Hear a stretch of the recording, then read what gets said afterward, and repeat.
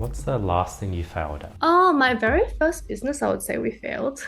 I was selling cheeky, naughty designed birthday cards. I think we lost like $10,000 on that, but that's okay. I met this friend. She's keen to just find the love of her life. Like now, every fucking girl's a girl boss, and every girl wants to work 10 things. And when I heard that, I was like, "Whoa, that's so refreshing to hear." I don't think I ever wanted to be a girl boss. I just think women should be feminine. My dream when I'm rich is I just want to volunteer and help children. I love children. I feel like they're the purest of love and humanity. I met this girl, and do you want kids? And she's like, "No. Have you seen the world outside? Pollution, global warming. There's wars. There's poverty. I don't want to bring a kid into this world." I think that's sad that people are like, I don't want to bring a kid, not because they don't want to bring a kid, but because they're scared of the world. I don't know. Do you want kids? Yeah. Are you sad or happy about Trump winning? Oh, I don't know.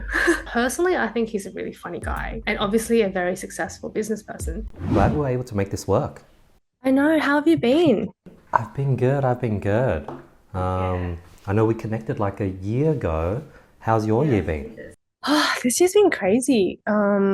So much happening, and then also a lot in my personal life as well, because I'm building like a off the plan house, which settled this year. So it's like so crazy between personal life, like building, and then work. Yeah. Congratulations. Thank you. Are you back in Sydney? Are you still flying back and forth? Are you still doing Bali? Yeah, so I'm doing like half Bali, half Sydney. So at the moment I'm in Sydney, but I was in Bali like a couple of days ago, and then I had to move my flight, so that's why I had to move this. Yeah, so that I was supposed to come back a couple of days earlier, and then I ended up having to fly on the day that I had bought you booked. So I'm like, oh, that's not gonna happen. Yeah. So, what do you do in Bali? Is it just for like work or like what? And when did you do the Bali? Has that always been for the last few years or is it just this year? So I actually went to Bali for the first time in January, and then when I went there, I didn't really think much of it. It was just like a holiday. And Hmm. then I started realizing that there's a really big opportunity there for foreign investment because it's so touristy, and it's like half Australian anyway, like half of Australia is there. So then I started kind of just digging into what it's like working from there, and then what it's like owning a business there. And then there's also a lot of influencers there as well. So a lot of digital nomads, marketing people, influencers. So it's just like a really interesting place. So that I just kept going back whenever I had free time. And then now I've just secured a lease and I'm going to open a dessert cafe there.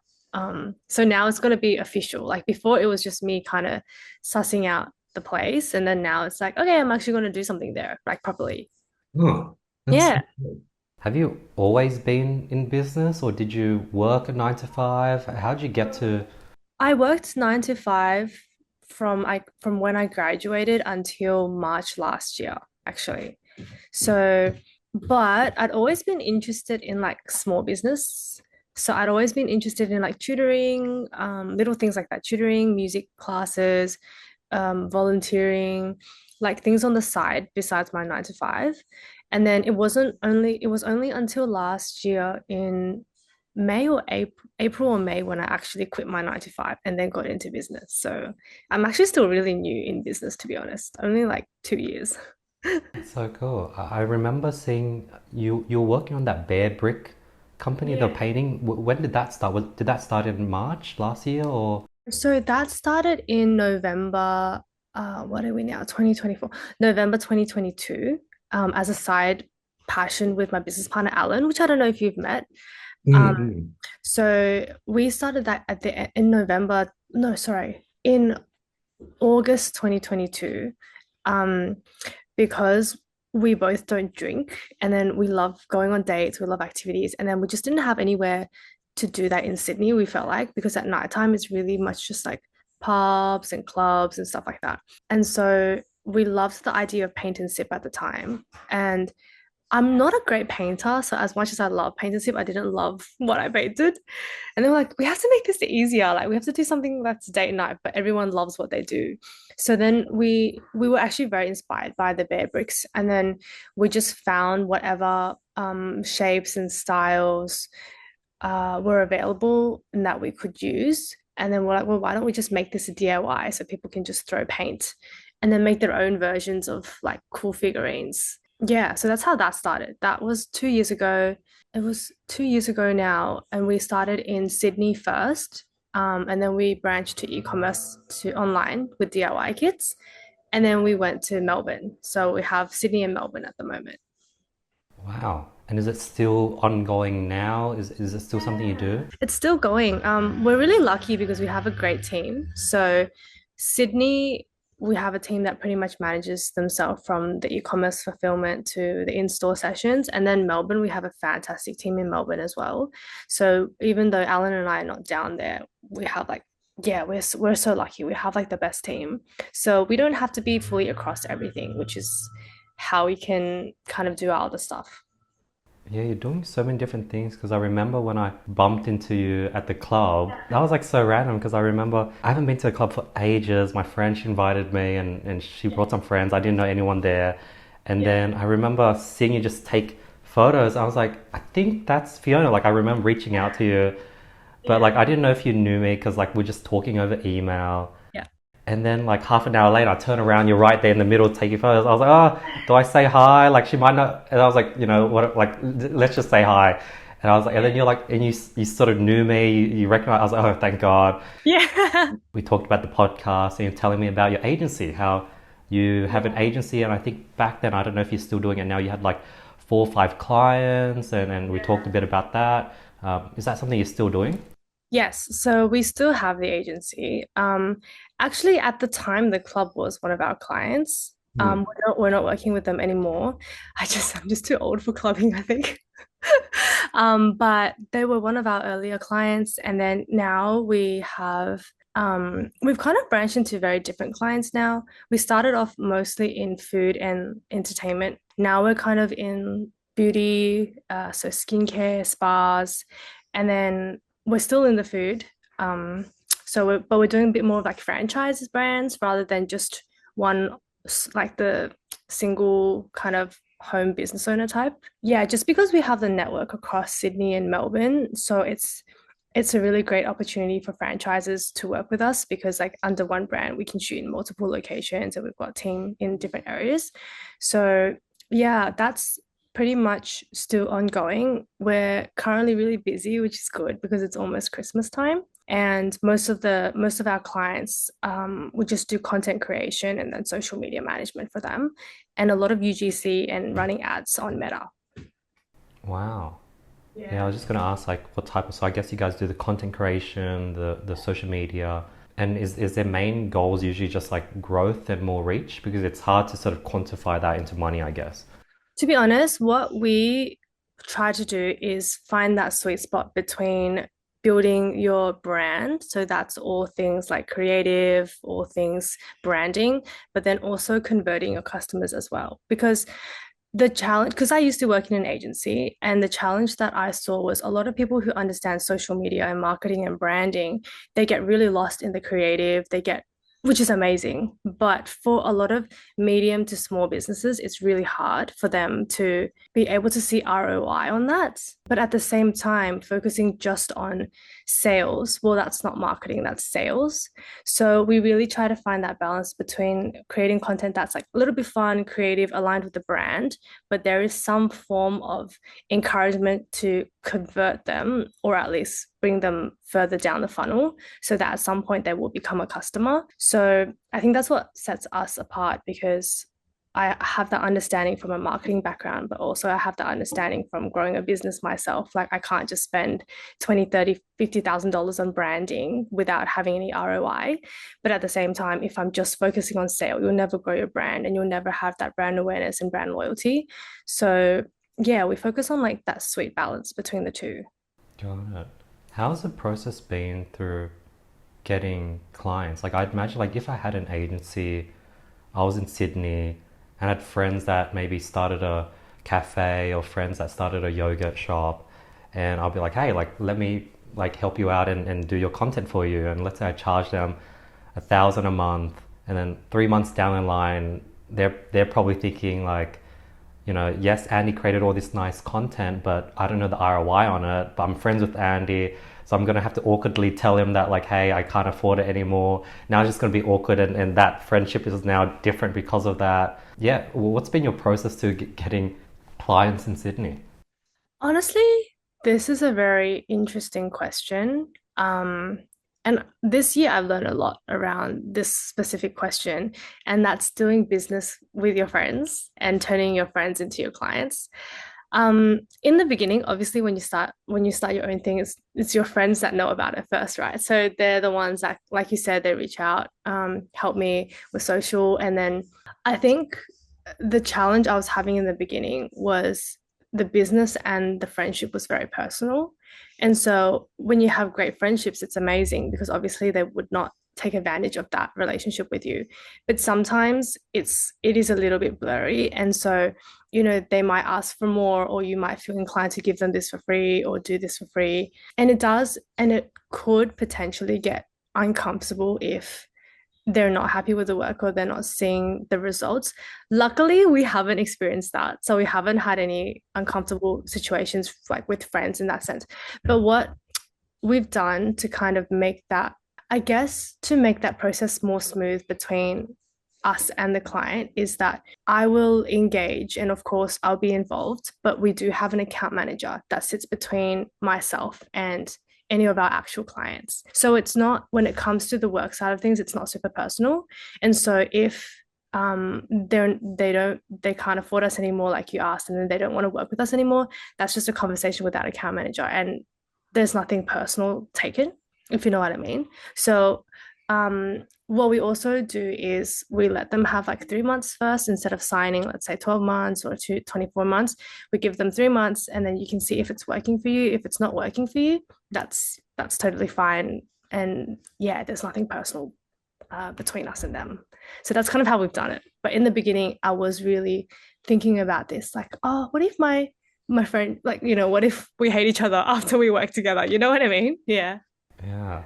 And then I guess, has that been majority of your clients, word of mouth, friends, friends of friends? In the beginning, I would say like the first couple were definitely people that knew me, either acquaintances or friends. But now, actually, through word of mouth and a lot of our own organic content, we just get clients reach out to us. Yeah. So at the moment, let me think. At the moment, almost 70% of our clients, I never met them before working with them. Yeah. And when you say content, do you have I know there's your Instagram, Fiona Wang Instagram. Is that where the leads are coming in, or do you have a separate agency Instagram? We have a separate agency Instagram, but most of the leads come through my personal Instagram. Hmm. Um, yeah, most of the leads come through my personal Instagram or they come through a client referral. So Mm. one of our past clients might refer them. At the moment, we haven't really focused on growing our agency Instagram enough for it to gain its own leads, I would say. That's probably something we would like to focus on in the future. But to date, it's pretty much been either my personal Instagram generating leads or word of mouth and other clients referring other people. And then we've got clients through that. Do you pitch the agency with your own personal content, or how do people find out that you offer this agency creative content? Sometimes through stories, I will share results of our agency and results of our clients' work, and that's how people find out. I very rarely put it into my own content, like on the feed or anything like that. It's usually if, one of our clients gets really great results or one of our clients give us really good feedback, I'd like to share that on my story. Like, if you guys want to, see similar results or work with us, please DM my agency. That's how it's been so far. Um, yeah, I don't know if I would change that because I know that my personal page, a lot of the followers are there for like travel and fun and lifestyle, and I don't know how many of them are interested in my business. But yeah, that's something that I might think about doing in the future, but I don't know. Huh. What does Yeah. like the sales process look like? Say someone DMs you, is like, hey, can you help me with my social media for my business? You say yes, you jump on a call. I guess you find out about what they're looking for help with. You maybe pitch them your package. You let them think about it, and if they come back, they come back, and if they don't, on to the next one. Is that sort of the process?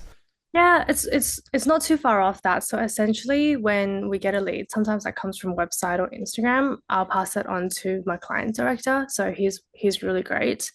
And he essentially will jump on a free call with you, 15 to 30 minutes, understand your needs, understand what you're after, what we can help you with, and what your budget is, and then, what your dream kind of end result is for your brand. And then he will feed that back into my team, which is the creative team. I call myself like the creative team. I do more of the creative.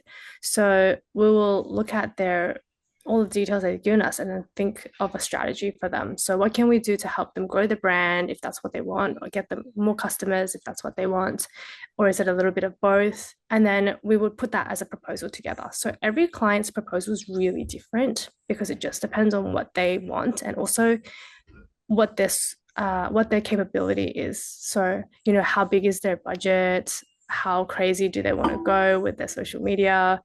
Are they happy to be on camera? Are they very shy? Do they want to stay away? So it really depends on each business and the owner. So then we would present that proposal back to the client as a team, give them a couple of days, and then if they're if they have any questions, we'll always follow up with that. But if it doesn't work with them, we'll just kind of move on to the next one. Mm.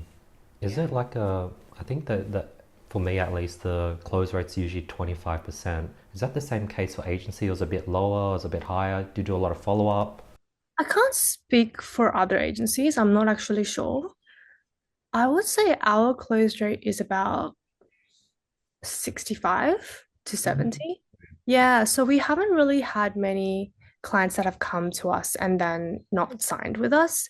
I think that's because we're really flexible to your needs. I think some agencies, they might be potentially too expensive, or maybe their skill set isn't working for them, or maybe their style doesn't align. But because our agency, it's very boutique, so we can kind of make it work however you need it to work. And then also because our network is really big, if our immediate team doesn't fulfill the needs that you have, we actually have an extended team that we then contract and they can join just on this project. So it's so yeah, we've been quite lucky in that sense that because we're able to make it really flexible to you, our our starting rate is pretty high. I'd say between 60 to 70. That's so good, yeah. How's the life cycle? On average, how long do people stay onboarded for? I would say on average, I mean, it's hard to say because our agency's only been around for like a year Mm. to date. Um, a year, just over a little bit over a year. Um, at the moment, what we're seeing from the last year is probably about 6 months. That's pretty solid. Yeah. Yeah. So most people stay on for about 6 months. And then how do you balance like all the different things you're going? So you have the agency, you have the bear sort of painting thing, and then you have the e-com side, the Melbourne side, and then you have this, this dessert in Bali. And then each one of those things you would have like an account manager or a client director. You have all these people, you have people managing the sessions for the like all these people, are they all like, are you paying them on contract? Are they full-time employees? Like, or is it sort of like a partnership? It's like, hey, they have equity in the business. How do you have so many people managing so many different things and balancing it all? This is a really interesting question and probably my most common one. To be honest, like you kind of answered it yourself, it's the people. So for agency, we're mostly contracts per project. And then we have, like the directors that are pretty much on all the time. Um, but then for Fluid, they're actually just employees. So we just have a solid team. Our team for Fluid has been there for like since we've opened. Only a few have kind of come in and out. And I think the biggest thing that allows me to do so many things is to have really strong, I'd say, leaders of each of the different teams. So our lead in Melbourne is really strong. He's had like years of experience in corporate, and in training people, and he's just like a great leader. So we trust him to then lead that team there, and then I don't have to worry about the team in Melbourne at all. I mean, in Fluid Sydney, it's more chill because you're kind of just packing boxes and running sessions. And then if anything does go wrong, me and Alan can jump in at any time. But again, because it's not rocket science what we've done, if you have good people and loyal people, it just makes it so much easier for me to like put my mind off that and do other things. But the other thing is also just making the process really, really simple. So at Fluid, Alan and I have kind of built the system where the SOPs are very clear. We make things as simple as we need to be. Nothing's really complicated in the processes. And then we label everything so that nobody doesn't know where something is. Do you know what I mean? And we kind of replicate that same process in the agency. All the folders have templates, everything has SOPs. People are always chatting in the group so that they're across everything. So I think if you make your systems really simplified, kind of like Macca's, somebody flips a burger, somebody does this, no one's doing a lot of different jobs at the same time. It makes things really easy for your team. And then if you have a good team lead that then oversees the people and the processes and making sure it works, you can actually scale and do a lot. Yeah. And so that frees up my time. So I'm really lucky that I have the best team ever in like every sense. That's so cool. So like with the fluid, like for example, the team in Melbourne, when you have like someone that's like years of experience in corporate and he's training the team and he's handling the Melbourne side of things, are you paying him like 100K salary or is he just like a partner in the company and putting in sweat equity? Um, oh, this is a good question. He's a partner, so he has equity. I actually have no idea how much we pay him at this stage. I don't remember, to be honest. But he's definitely a partner. So at the end, whatever, the harder he works, the bigger I guess his paycheck is at the end of the year. So yeah, so we have partners in Melbourne. So in that sense, it also encourages them to really put their heart into it because it's their business essentially as well. That's so cool. How about like client directors? Like I remember when I was building out a sales team for my education company, I hired friends, I trained them in sales, and it was commission only. Yeah. That's sort of what I did. Yeah. How did you go about it? We are also for the sales side, we are also commissions. Mm, very cool. How did you learn how to do all this stuff, Fiona? Um, Honestly, like trial and error. To be really transparent, in high school, I studied all science, so I'm a bit of a like a book nerd, and I never thought I'd ever do business. And maybe because I think what your parents teaches you when you're young is really important. And so I guess my parents just wanted a simple life for me. They just wanted me to like, work 9 to 5, have a maybe like 100, 150K paying job, finish your day at 5, have your weekends, and then get married at 30, and then just live like just have like a chill girl life, I think.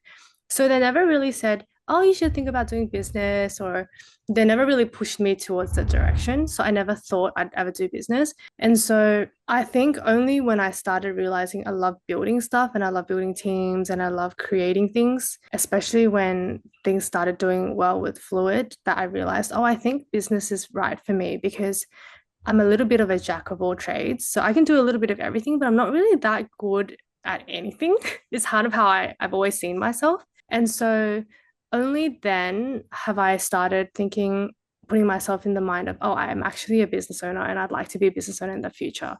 And so I need to learn things like structure and commission.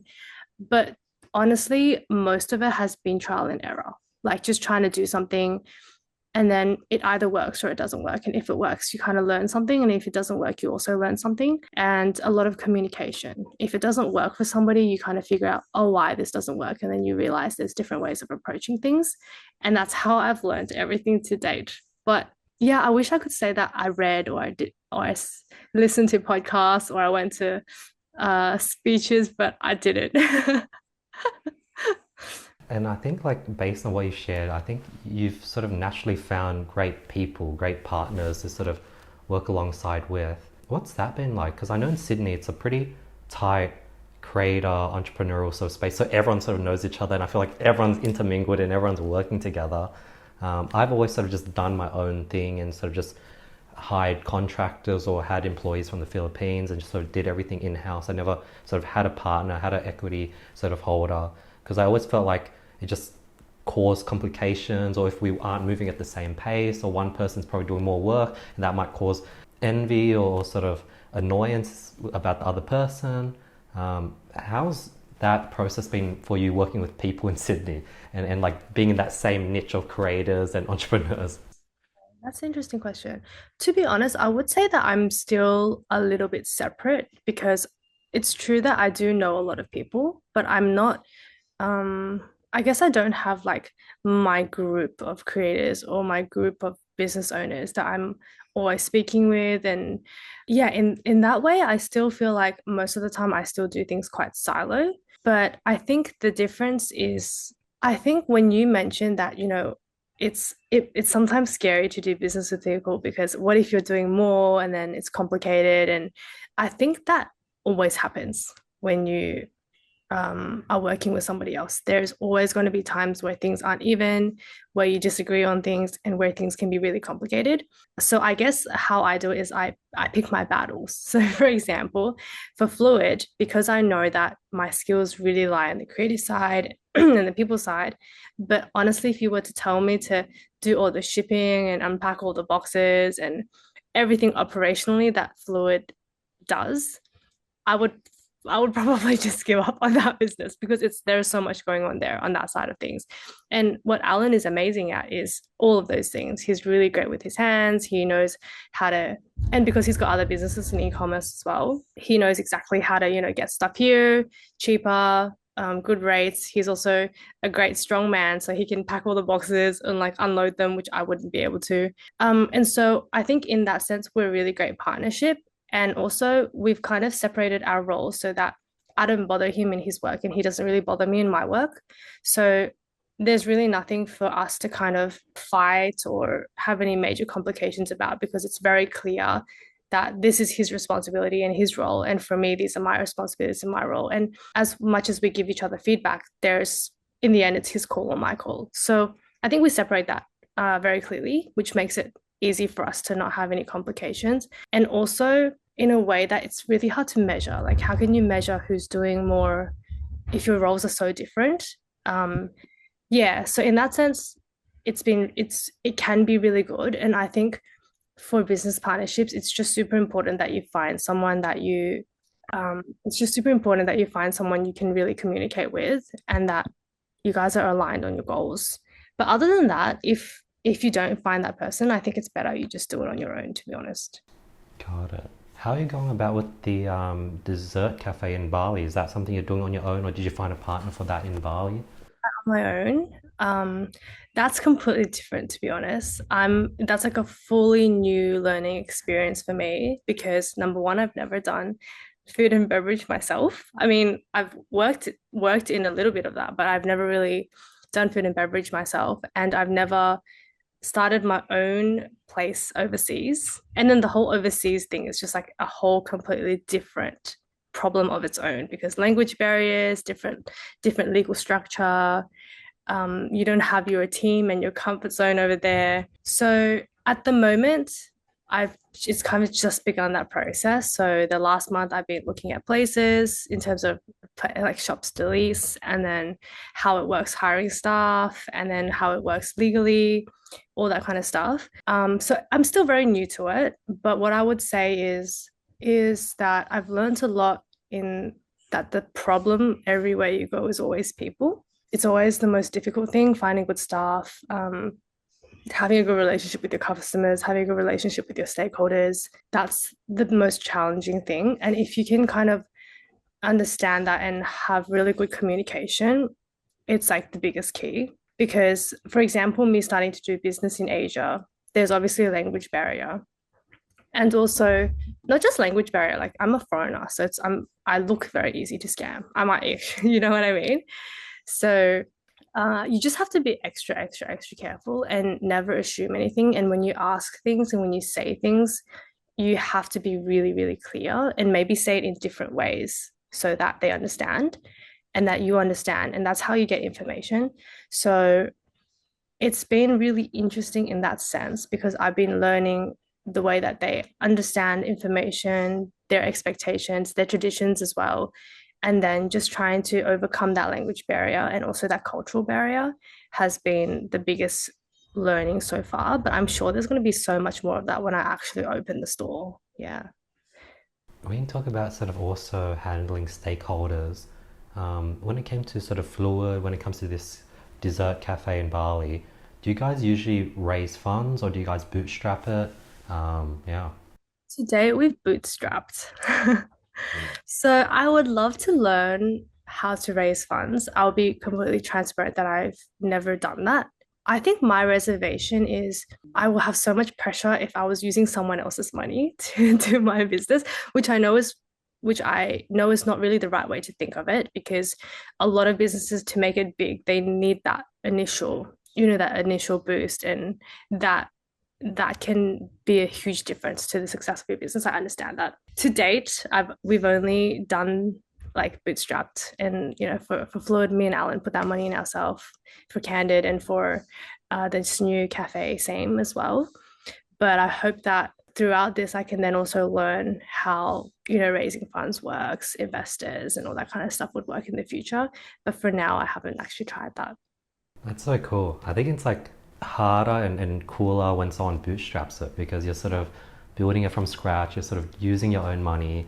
And I definitely find that more impressive for sure. Oh, thank you.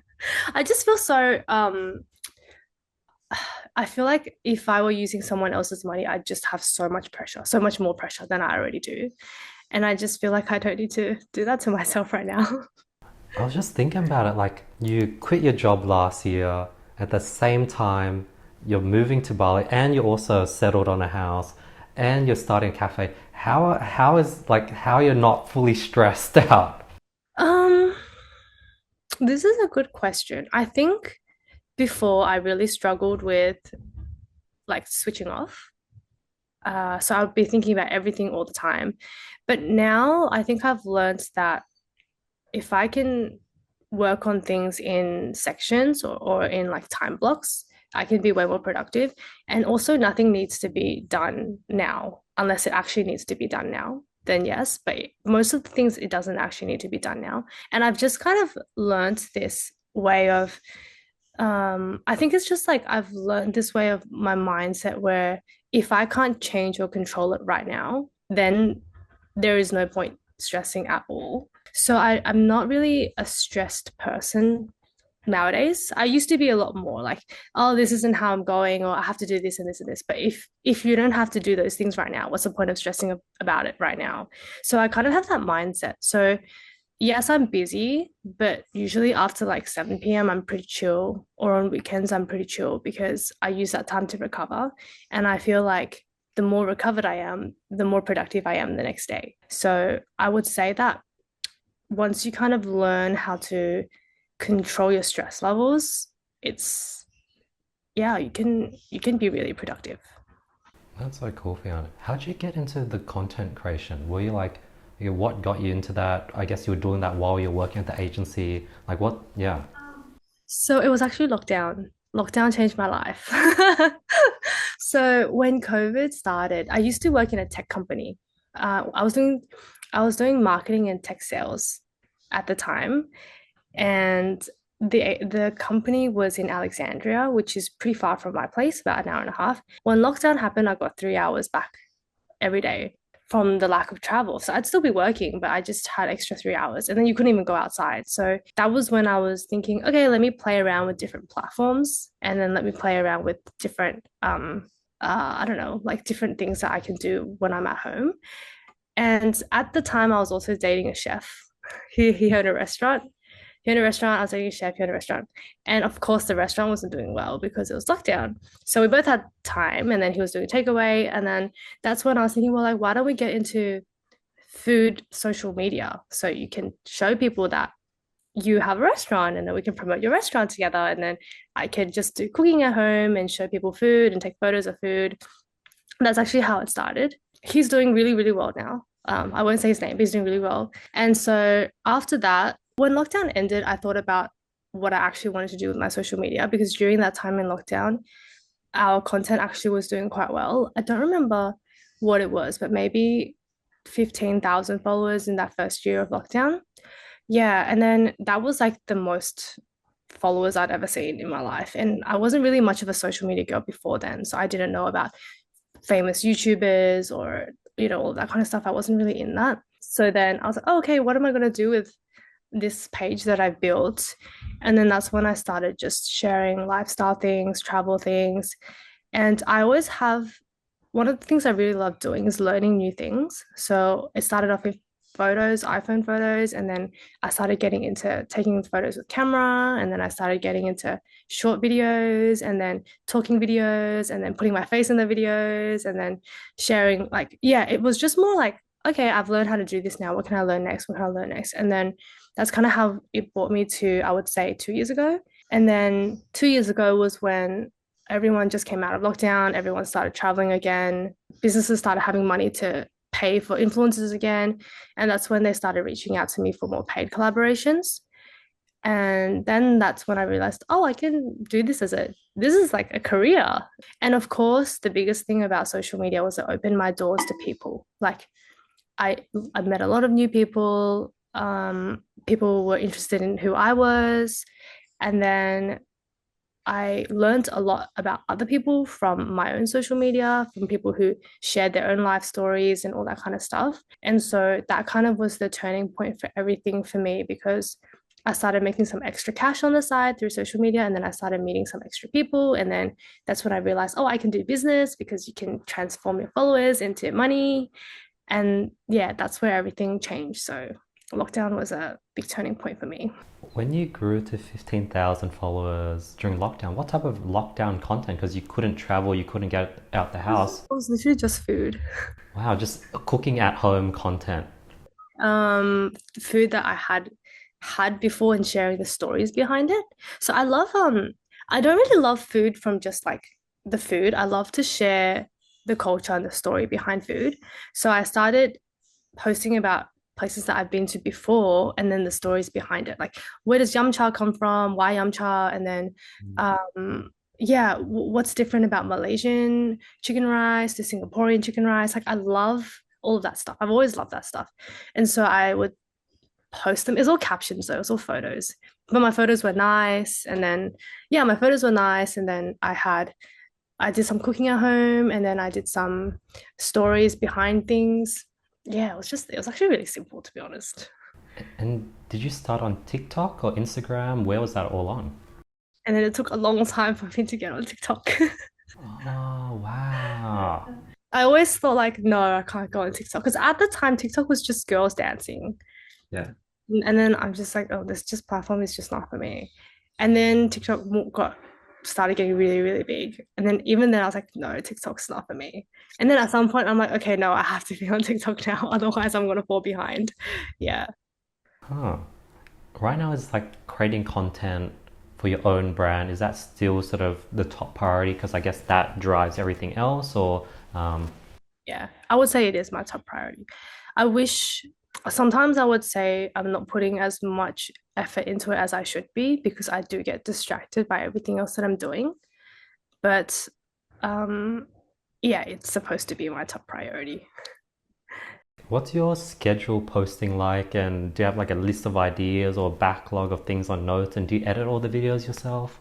Yes, I edit everything myself. Hmm. I don't really have a schedule. I pretty much post every day or every second day. And I always have a backlog because my life is just busy in general. I've gotten very used to documenting everything.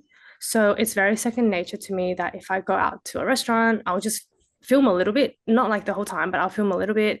If I have an event, I'll film a little bit. If I'm at work, I'll film a little bit. And so there's always something that I can show. That's why I always have a backlog. And because I do travel a lot as well, there's so much there. So I try my best to kind of organize things by like if I'm in Bali, I try to organize everything for Bali together and then I start posting the next thing. But I wouldn't say I have a very planned content schedule. But what I do know is that I always make sure that I document everything every day if I'm outside, and then that I'm always editing something at least once every 2 days. So then I have like a backlog of stuff to do. Yeah, stuff to post.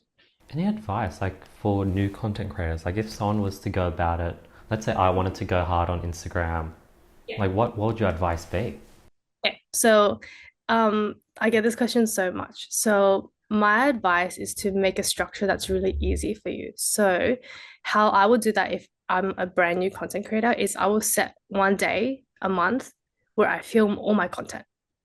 So let's say if you're doing podcasts and you're doing business tips, I would plan that one day, let's say 12 to 4. And then before then, I'd script everything that I need to cover in that one day and then break it up into 20 videos. Yeah, so I'd plan it like video one, two, three, four, and it might be like episode one or like 20 tips to start your own business. And then on the day, you film everything in one go and then you batch edit it. So then you have your planning day, one day, you have your shooting day, one day, and then you have your editing day.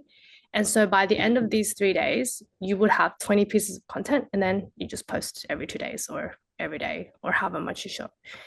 It's a lot more simple that way because you're in the right headspace for each one of those things and then you can smash it all out and then your posting is just whenever you're free to post or you can even schedule it.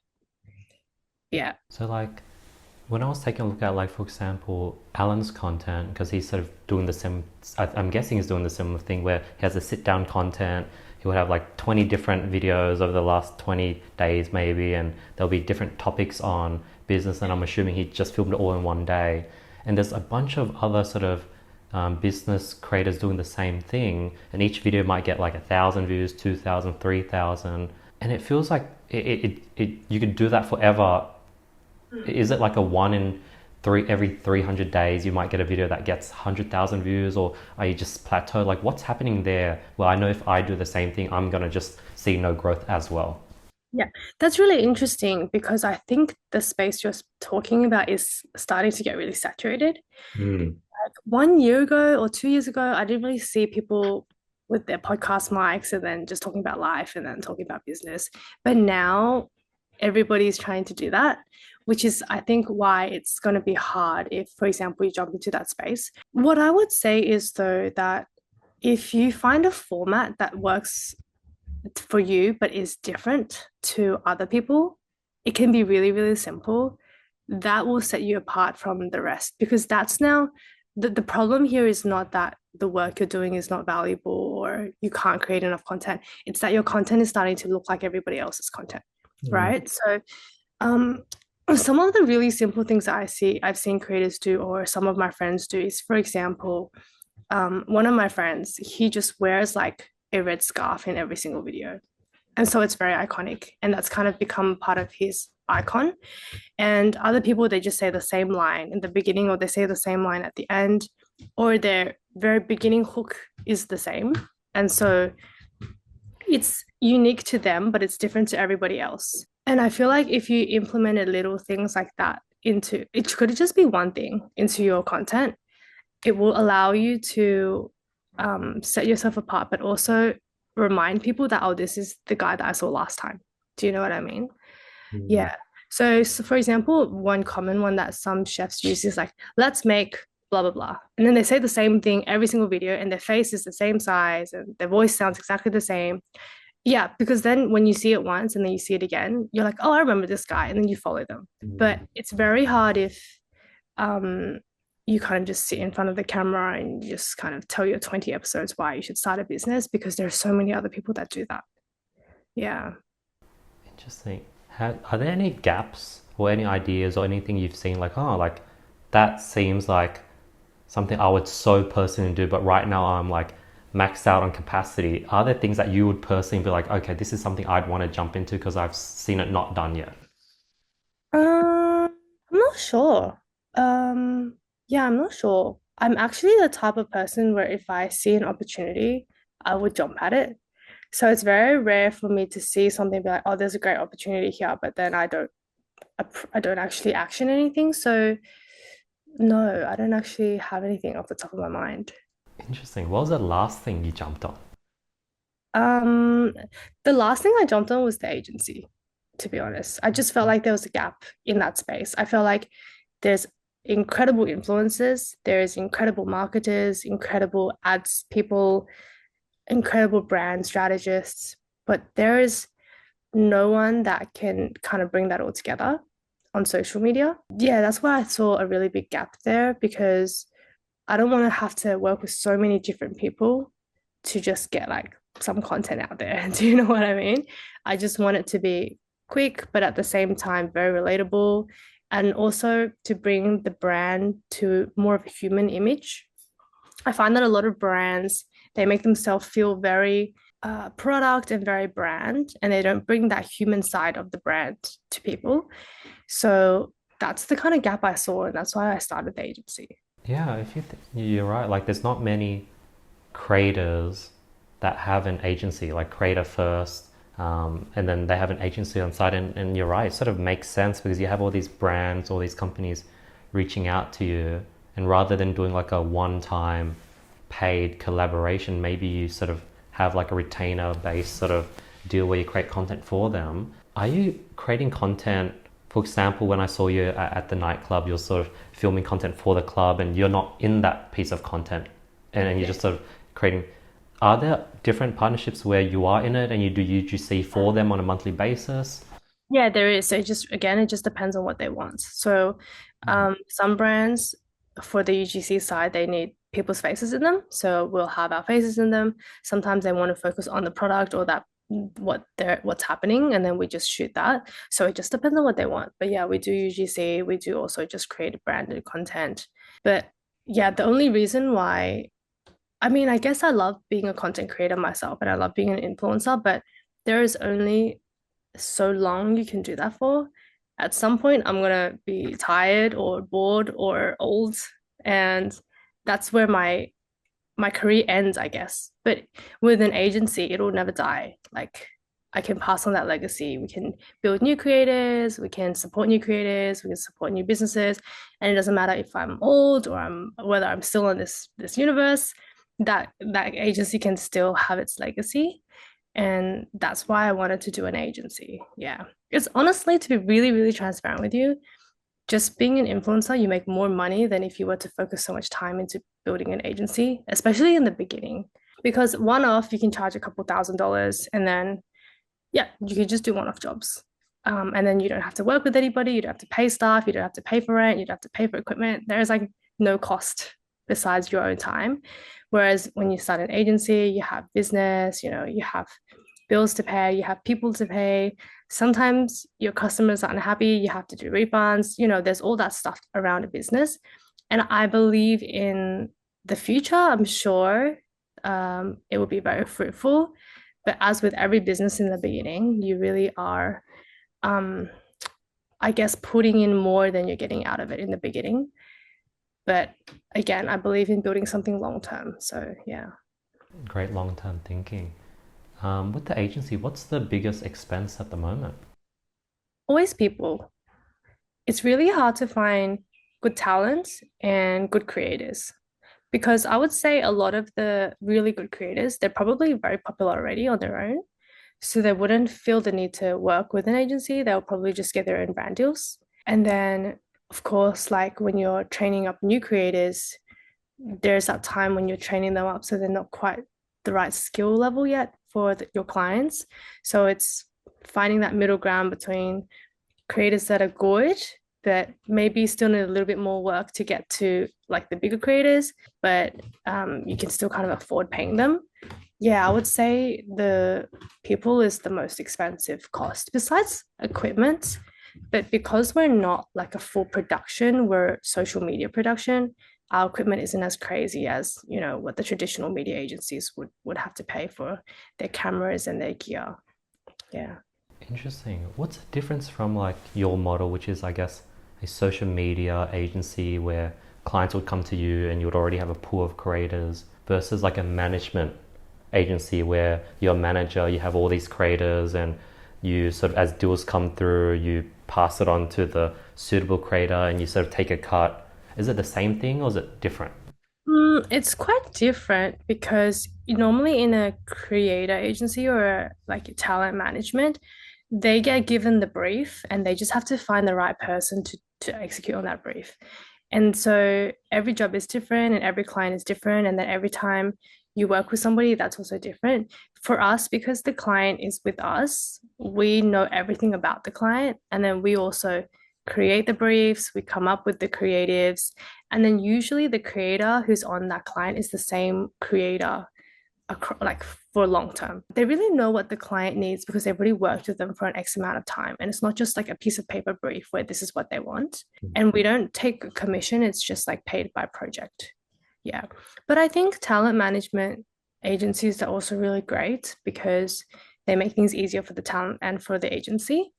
It's just not, to me, it's just not, we really like to build rapport with our client, like a really long-term relationship. And I think that model is a little bit harder because you only get one piece of the pie and you don't really know what's going on in the other sides of that client's business. Whereas for us, we kind of know everything that's going on in their business. If things are good, if things are bad, if they're opening a new store, if they're planning to do this, we know everything because they're kind of like a partner as opposed to just a client. Mm. Yeah.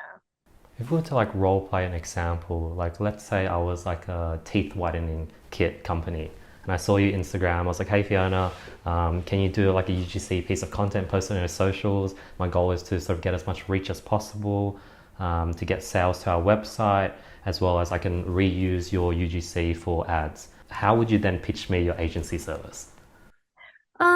Okay, well, I guess teeth whitening is a really cool one because if the product really works, there's going to be awesome before and afters. So I always my most important thing in our agency is storytelling.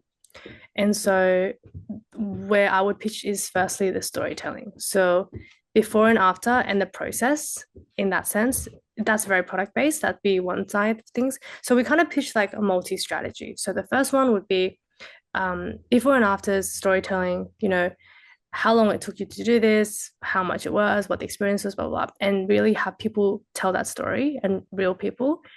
And then I would do content that's actually more aspirational. So, why do you even care about teeth whitening? So, stories about maybe you got rejected on your first date because your teeth weren't white enough, or maybe you saw a photo of yourself with your friends and you had like the darkest teeth, and lots of storytelling. And so, our proposal for you, which I would say would be quite different to other agencies, is most of the videos will just have somebody talking about their life and talking about their teeth. And then at the end, it's, well, if you want your teeth whitened, these are the people to go to. That's the kind of approach that we would take. And then we would then recommend, these couple of stories, we would then boost them. And so every month you'd have a couple of organic customer stories, a couple of more fun brand related stories about teeth whitening, and then some of those will go to ads so that the people you don't reach organically, you can reach through the ads. Yeah. Wow. And then let's say I'm the company and I initially reached out to you for this one time post. As you're sort of pitching me that package, when does other creators come in or like when would other creators come in? When they need different faces. So I actually don't like it when I'm like the only face in every brand. It just feels really strange. So normally I actually don't even pitch myself. I would just pitch like a one time with me, and then the rest we just get other creators for you. So, if you're a really Asian focused brand, we'll just get you different Asian faces. If you want to be diverse, we'll find you diverse faces. If you're more targeted towards Westerns, yeah. So it really just depends on the brand. But most of the time we will pitch like per month you get two or three different faces. If you want more, that's X amount more. If you want less, it's this. So then we already know every month how many different creators we need, and then we can plan for that in advance and then find the right person for them. Interesting. And I'd imagine like in this role play, I'd reach out to you, I'd probably reach out to a bunch of other creators, and previously I'd be just paying each creator one by one for their one time post in UGC, and maybe every month I would get 3 UGC. What type of client would come to you and be like, I don't know how to do that, but can you do that for me?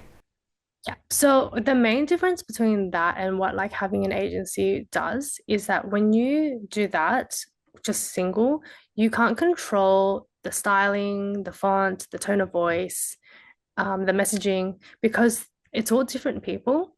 And Mm. it's very, I mean, it's not that a brand can't. I think they just don't really know how to. Um, Mm. but it's not that they can't, but technically you can control them all to be the same. But I would, from what I've seen, brands just don't do that for whatever reason. And I just think it might just be something that they're just not across. But Mm. for us, because we create the strategy, we take the brief, we know exactly what every video is supposed to come out like, what the font is supposed to be, what the messages is supposed to be. Are they the same? Are they different? Are they one after another? And then our creators will align to that strategy so that the content that comes out, it's all very consistent. So you might see the same font size, the same logo colors, you might see the logo placement in the same place. Whereas if you just give them to random people, they will just do it to their style, which means your page is just like a little bit of everything, but there's no consistency. Mm. Yeah. Does that make sense? What's your thoughts on this sort of like strategy? If I wanted to really go hard on social, and the strategy was I'm going to put up a job listing looking for a content creator that's has at least 500,000 followers. I'm looking to hire you full time, 75K a year salary to help me grow my social media. And the thought behind that is I'm hiring someone that personally has grown on social media. They know what works, what doesn't. They might have 500,000 followers, but they just don't know how to monetize, or like they just found out like maybe this is not as lucrative as I thought. Let me just get a stable 9 to 5 job. What's your thoughts on that strategy to grow rather than going with an agency? I think it's great. Um, I actually think there are so many strengths to that model because you have this person full time, they're fully dedicated to you, they know everything about your business. And because you're always interacting with that person, they know exactly what's gone out, what hasn't gone out. They just know everything. And I think that's really good. My only weakness with this model would be that it's very hard to find somebody who's good at everything. By that, I mean graphics design, copywriting, video editing, video filming, photo editing. So most of the time, people will find a creator and they might be really great at filming and editing the video, but they might not be that good at writing the captions that's SEO aligned. They might not be good at taking cover photos that makes your feed look aesthetic. And let's say you need to like design a couple of posts, they might not be a great designer. So I think the main strength of having an agency is that you have every professional working for you as opposed to just one person who's good at probably a couple of things, or maybe they're like me, jack of all trades in a few things. But if you can find someone that can do almost everything that you need and hire them full time, I think that's great. Yeah. Out of curiosity, since you're in the creator space, we had like a boom of creators during COVID, and now it's sort of like 4 or 5 years later. Do you find that now you're starting to see a lot of them go back to finding a job, going back to normal life? Have a lot of them been able to maintain that whatever they've built and still be a creator full time? Do you think in the next 2 3 years we're going to find a lot of them actually dropping off, or what's your read on the creator space? Really interesting. Um, from what I've seen in COVID, either they did really, really well or they've kind of dropped off. Um, I haven't really seen, I mean, a lot of the ones that kind of dropped off, they're still doing it. They just don't think of it as a full-time job or like a way of making income. It's more just for the fun. I have Mm. no idea what the space is looking like because I really feel like it's changing. Like a couple years ago, it was all about aesthetics. It's all about curation. It's about showing a maybe like a perfect lifestyle or a very extravagant lifestyle. And now we're wanting more and more genuine, very, very genuine people and storytelling and seeing the real sides of people. And I think that shift in itself has actually not like pushed out a lot of creators, but it's actually made a lot of creators in the past that may have been very relevant, not so relevant now. And Mm. now we're giving voices to people that they might just be talking from their bed, but they're very real and they have started to build a very, very loyal following. So I feel like the challenge now is that almost every young person I speak to wants to be a creator, and that's amazing. Like that's amazing for them, but it just makes it so competitive. And everyone is now doing podcasts, everyone is doing coaching online, everyone's doing day in the life vlogs. It's getting really, really competitive. So I feel like that's the challenge. But yeah, I'm not sure if people are going back to full time. I'm not sure about that because a lot of the creators that I started with never really left their full time. They just did it as a side. Yeah. I also think it's a little bit hard in Australia. We're not really like America or Asia where creators are a really big thing. And for example, if you had 10,000 followers in Australia, you wouldn't be paid very much compared to someone that had 10,000 followers in America. So I didn't really see a whole lot of people quitting their jobs and being content creators. That it's more just like a supplement to their day, like the daily job. I see. Yeah, I think from like the outside, seeing these creators, let's say they're in Sydney and they have maybe 200,000 followers, 300,000, and it looks like they're doing it full time. But you might be right. Like they're probably doing it on the side, and they just post every single day on the side. A So lot of people just do it on the side because I feel, I don't know, Australia is hard because our living cost is so high. Everything's so high in Australia. And even for me, I wouldn't have left my job if I didn't have at least two sources of income. And I feel relatively safe because at the time I'm still living at home. I didn't move out, you know. But for somebody who's maybe moved out and renting in Australia, there's like that in itself is difficult, you know what I mean? So from what I saw, a lot of the creators that I knew, they were just doing their creation on top of their full-time job until one point they got really comfortable. And then of course some have been doing really well and they've been able to leave their full-time job. But I actually didn't see a huge amount of those types. Yeah. yeah, I guess that makes it even more impressive when you meet like a creator in Australia that does it full time, um, because it's that rare. I think I've just been because of MySpace and being an entrepreneur. I'm just surrounded by other entrepreneurs that do it full time, and I haven't gotten into the space of the creators that have a part time job. So I had no idea that all these creators have a full time job and doing it on the side. Yeah, a lot of the creators that I know, they have a full-time job or at least a part-time job. Mm. Um, but of course, yeah, there's lots of with TikTok, I would say TikTok has blown up a lot of people. And I think a lot of with that, it's also blown up a lot of small businesses. And so there definitely is that group of creators that have been able to leave their full-time job and pursue their small business, which now might not be so small anymore, and then just pursue being a content creator. But actually, there is also a lot that still just work full-time or work part-time and have creation as their side gig. Got it. With when you talk about how every kid that you talk to wants to be a creator, and everyone's doing a day in their life, and everyone's doing coaching, everyone's doing so like, how do you cut through the noise? Like, how do you be authentic? How do you be you, but be you in a way where it's not the same as everyone else? Honestly, this is so hard. Um, I don't actually know the answer to that. I think there's a few things. The first thing is consistency because I think a lot of people start creating content with the dream that they'll be a content creator, and then when they don't really see traction in a couple of months, they kind of just stop because they lose motivation. A lot of the big content creators that you speak to, they will probably tell you that they didn't become popular overnight. Some of them have been grinding for years, but you've never seen or heard of them until the thing that worked. So I'd say consistency is a really big thing. I love this analogy where you're hammering at a rock and you might hammer it 100 times, nothing's going to happen. But then on the 101th time, it splits in half. And I think a lot of people don't understand that because they want to see immediate results. They want to see results immediately. So I think the first thing is consistency. And then the second thing is trial and error. I think you have to keep doing something consistently, seeing that it doesn't work, and then trying something new for you to find something that really hits it off for you.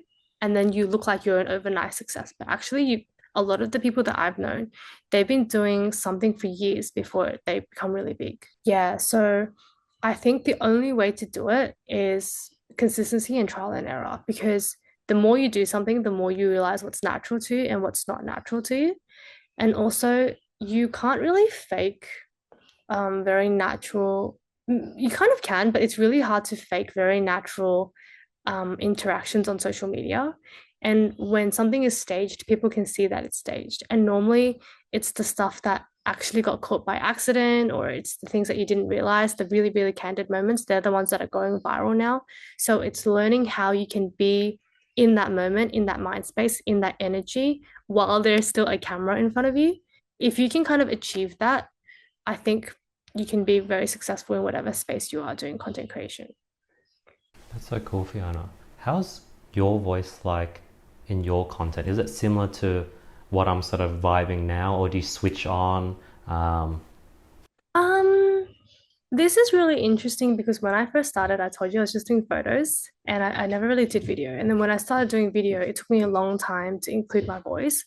And it's only because at the time, trendy food videos were very popular. So trendy sound, aesthetic food videos, and nobody really did voiceover. So that's when I was like, okay, I'm going to try voiceover because I was one of the earlier people to do voiceovers. And if I listen to them now, I think they're terrible. Like, I think they're so terrible. But at the time, they were probably what you could, what you like, what there was because people weren't talking about the food, they were just showing the food. I think in the last couple of years, because I've been doing it so much, I've found I would say that now I almost sound the same on video as I do in person, just maybe slightly bit more higher energy.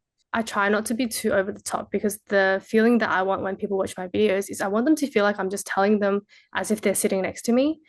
And so that's why I never read a script. I will have prompts and then I'll talk about it because it comes across as if, you're just having a conversation with me and you find out all this stuff about maybe this restaurant or maybe this travel destination. But if I was saying it as if it was scripted, it probably wouldn't perform as well as, yeah, as well as a conversation would. And I think that's one of the things I always say to my team, like, don't read a paper because it's so obvious. Just know what you're going to tell us and then just tell it as if you're telling your mom, your boyfriend, your best friend, because it's the feeling that comes across on social media and that's what will set you apart from everybody else. when you're creating content, I guess, yeah, why or who are the type of people that are watching your, or why do people watch your content? Is it because they like your chill personality? Is it because you provide more in-depth reviews than other people? Is it because they find you attractive? Yeah, why do you think? Oh, why? I think people watch my content because I tell things in a storytelling way.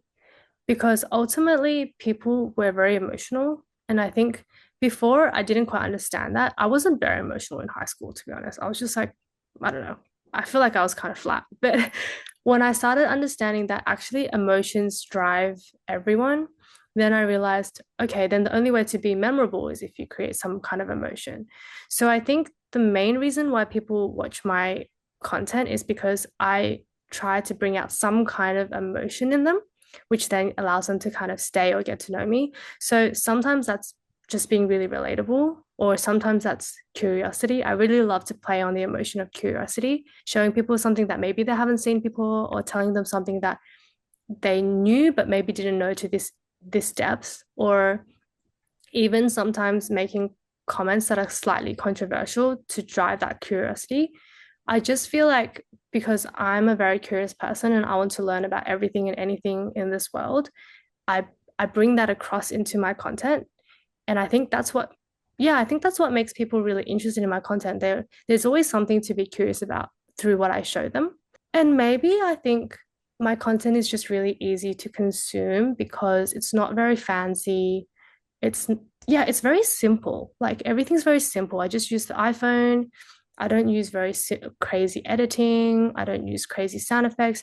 Everything's just very simple, and I feel like it makes that easy for people to consume.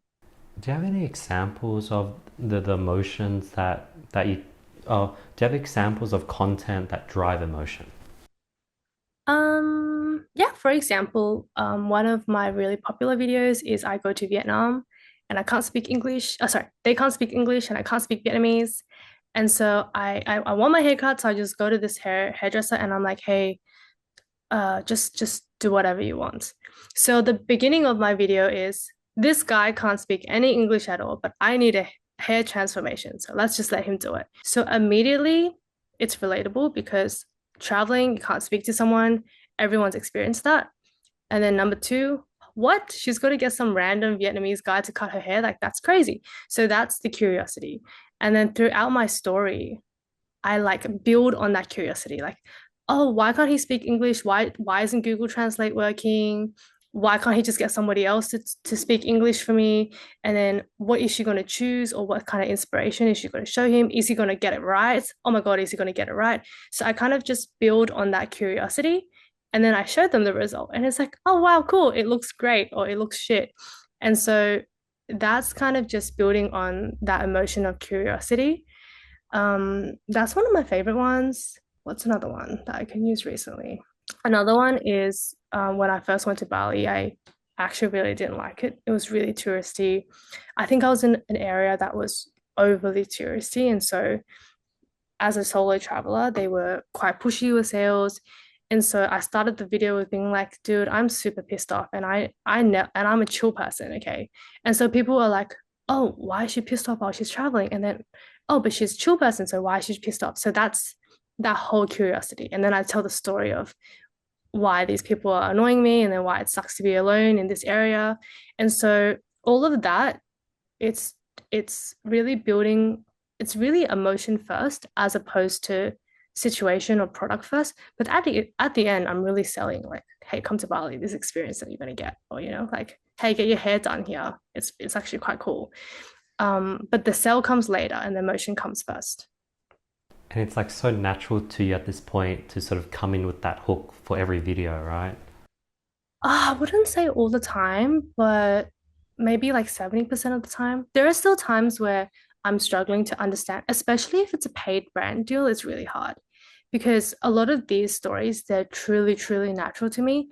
But paid brand deals, you have to think about, okay, I'm paid to do this. So what is the real story? Do you know what I mean? And then it's finding the right story for the brand deal. That's actually pretty hard, but when it's travel and food, usually that comes pretty naturally. That's so cool. When, for example, that hair video, are you sort of talking about like, is this going to turn out well? I don't know. Why isn't, is that, are you filming that live at that, or is that voiceover edited on? Voice Or, over, but I will film like bits of the process. I Yeah. see. But this is what I mean, but I kind of get I'm kind of, it's quite natural to me to document things now because at the time I didn't have that storyline planned out because I didn't actually know that was going to happen. Mm. But because when I'm there, I film like coming into the store, and then I filmed trying to choose my colors, and then I filmed trying to talk to the guy. At the end of it, I just had the process. And then thinking of the story retrospectively, so I say it, is is easier because I have the footage to work with my story. Whereas if I hadn't filmed all of that, even if I had that story, it'd be really hard to create any content out of it. How important is sort of like consistency in content?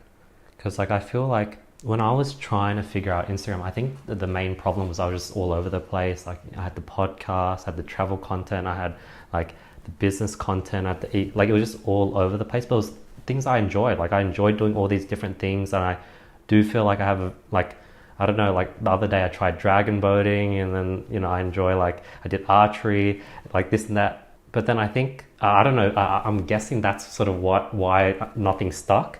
But is brand consistency very important? And if you, Sorry, I cut you off. oh, I was just gonna say, yeah, is brand consistency important? And I think yeah, that was it actually. It's really important. And to be really honest, from my perspective, I feel like if I had more brand consistency from the beginning, I would actually be a lot bigger in terms of my following now. Because I have the same problem in the sense that I love everything. I want to try everything and I want to document everything, but it doesn't stick unless your personality is the thing that's sticking. Mm, The only way that I think there's two ways. The first way is you stick to something very consistent for X amount of time, get very well known for that, then branch out.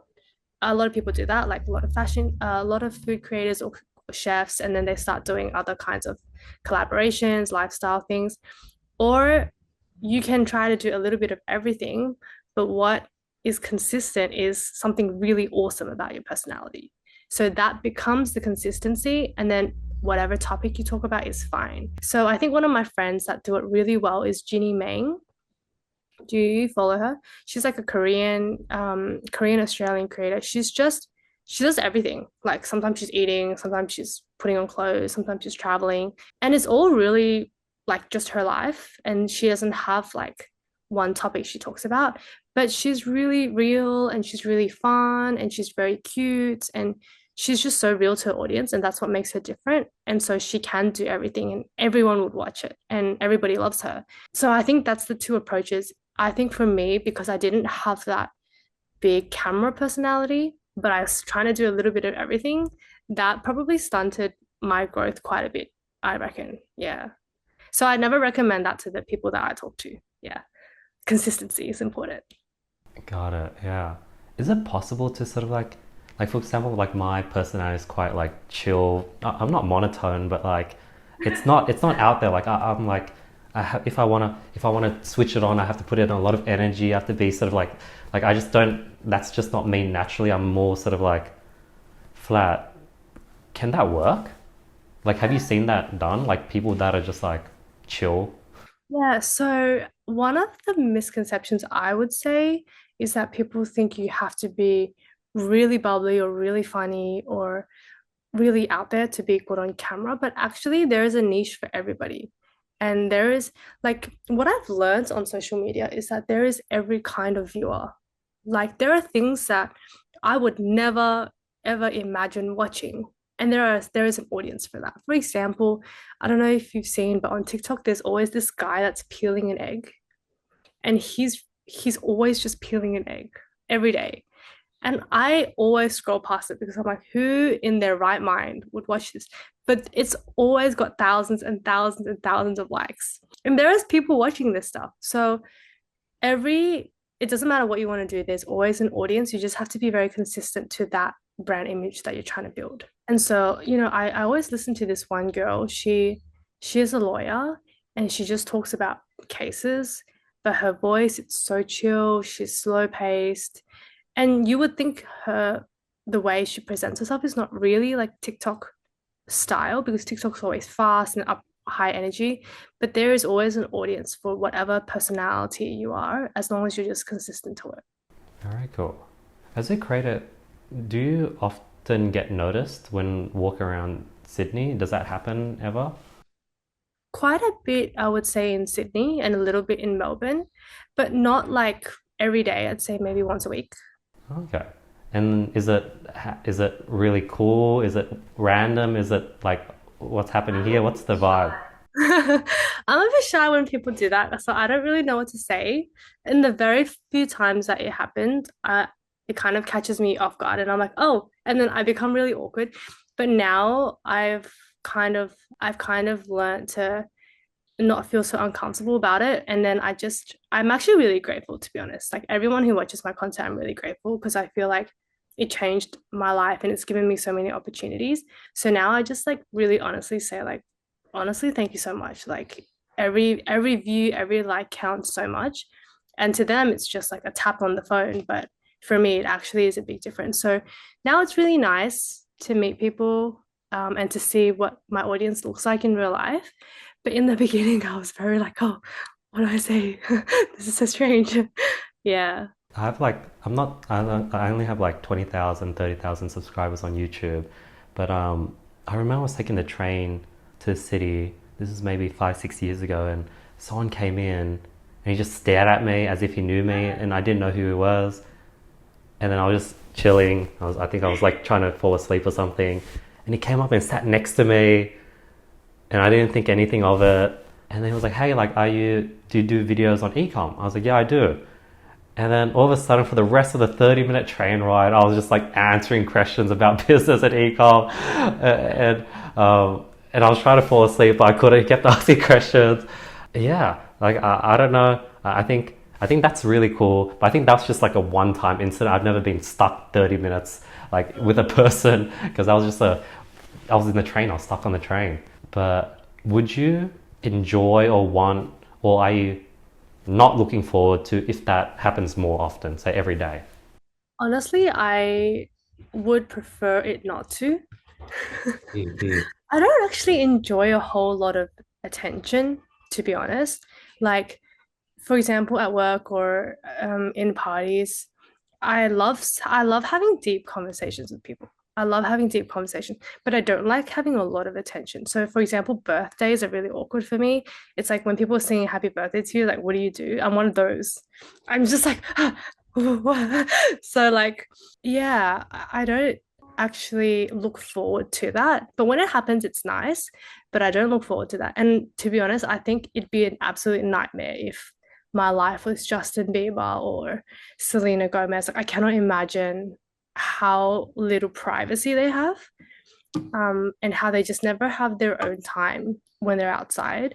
I actually feel like that's not a luxury.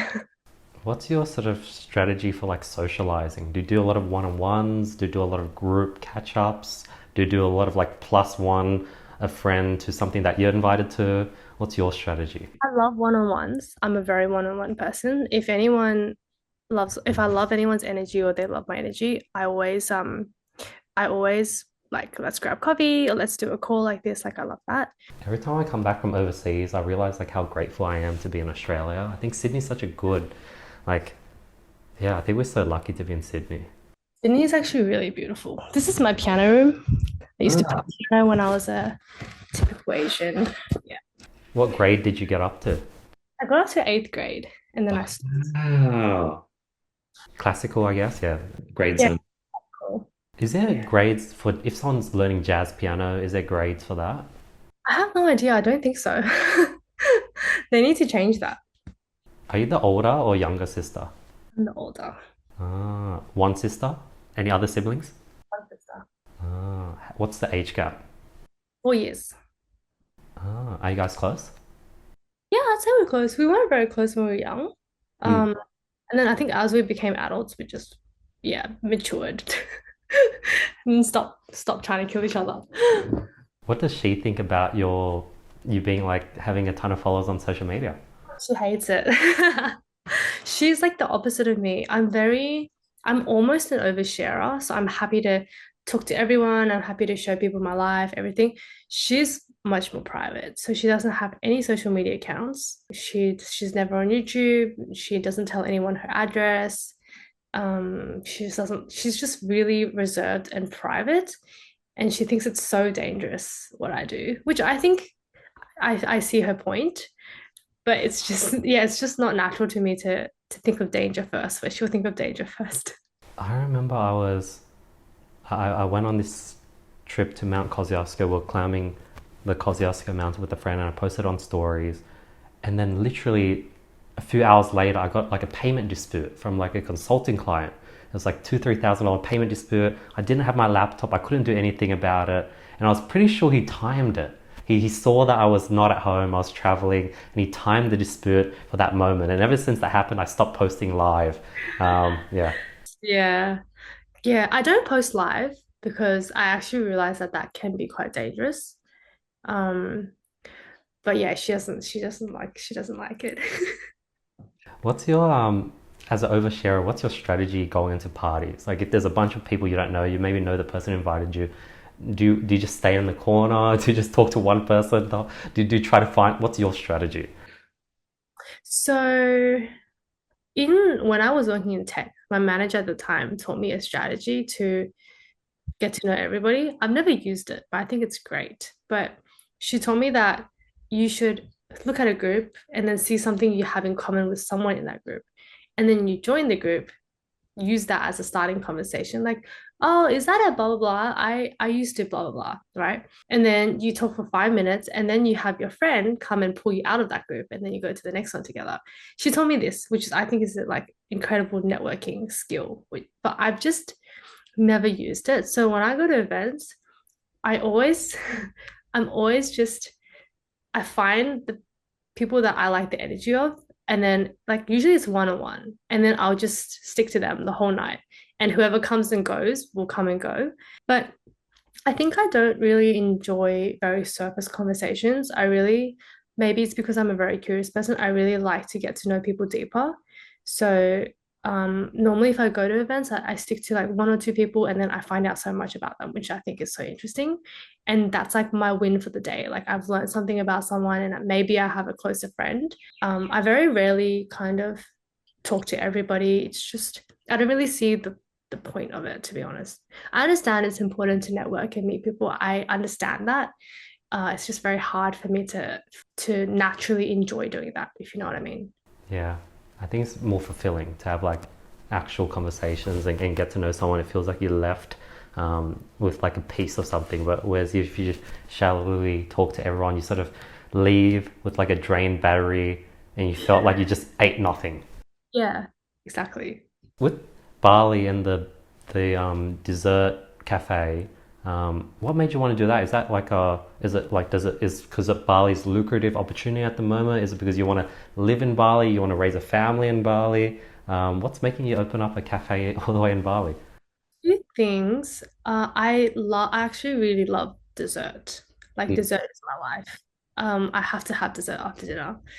But I also am relatively health conscious, so I don't eat cakes that much and that kind of stuff. But I still really love dessert, so it's quite hard.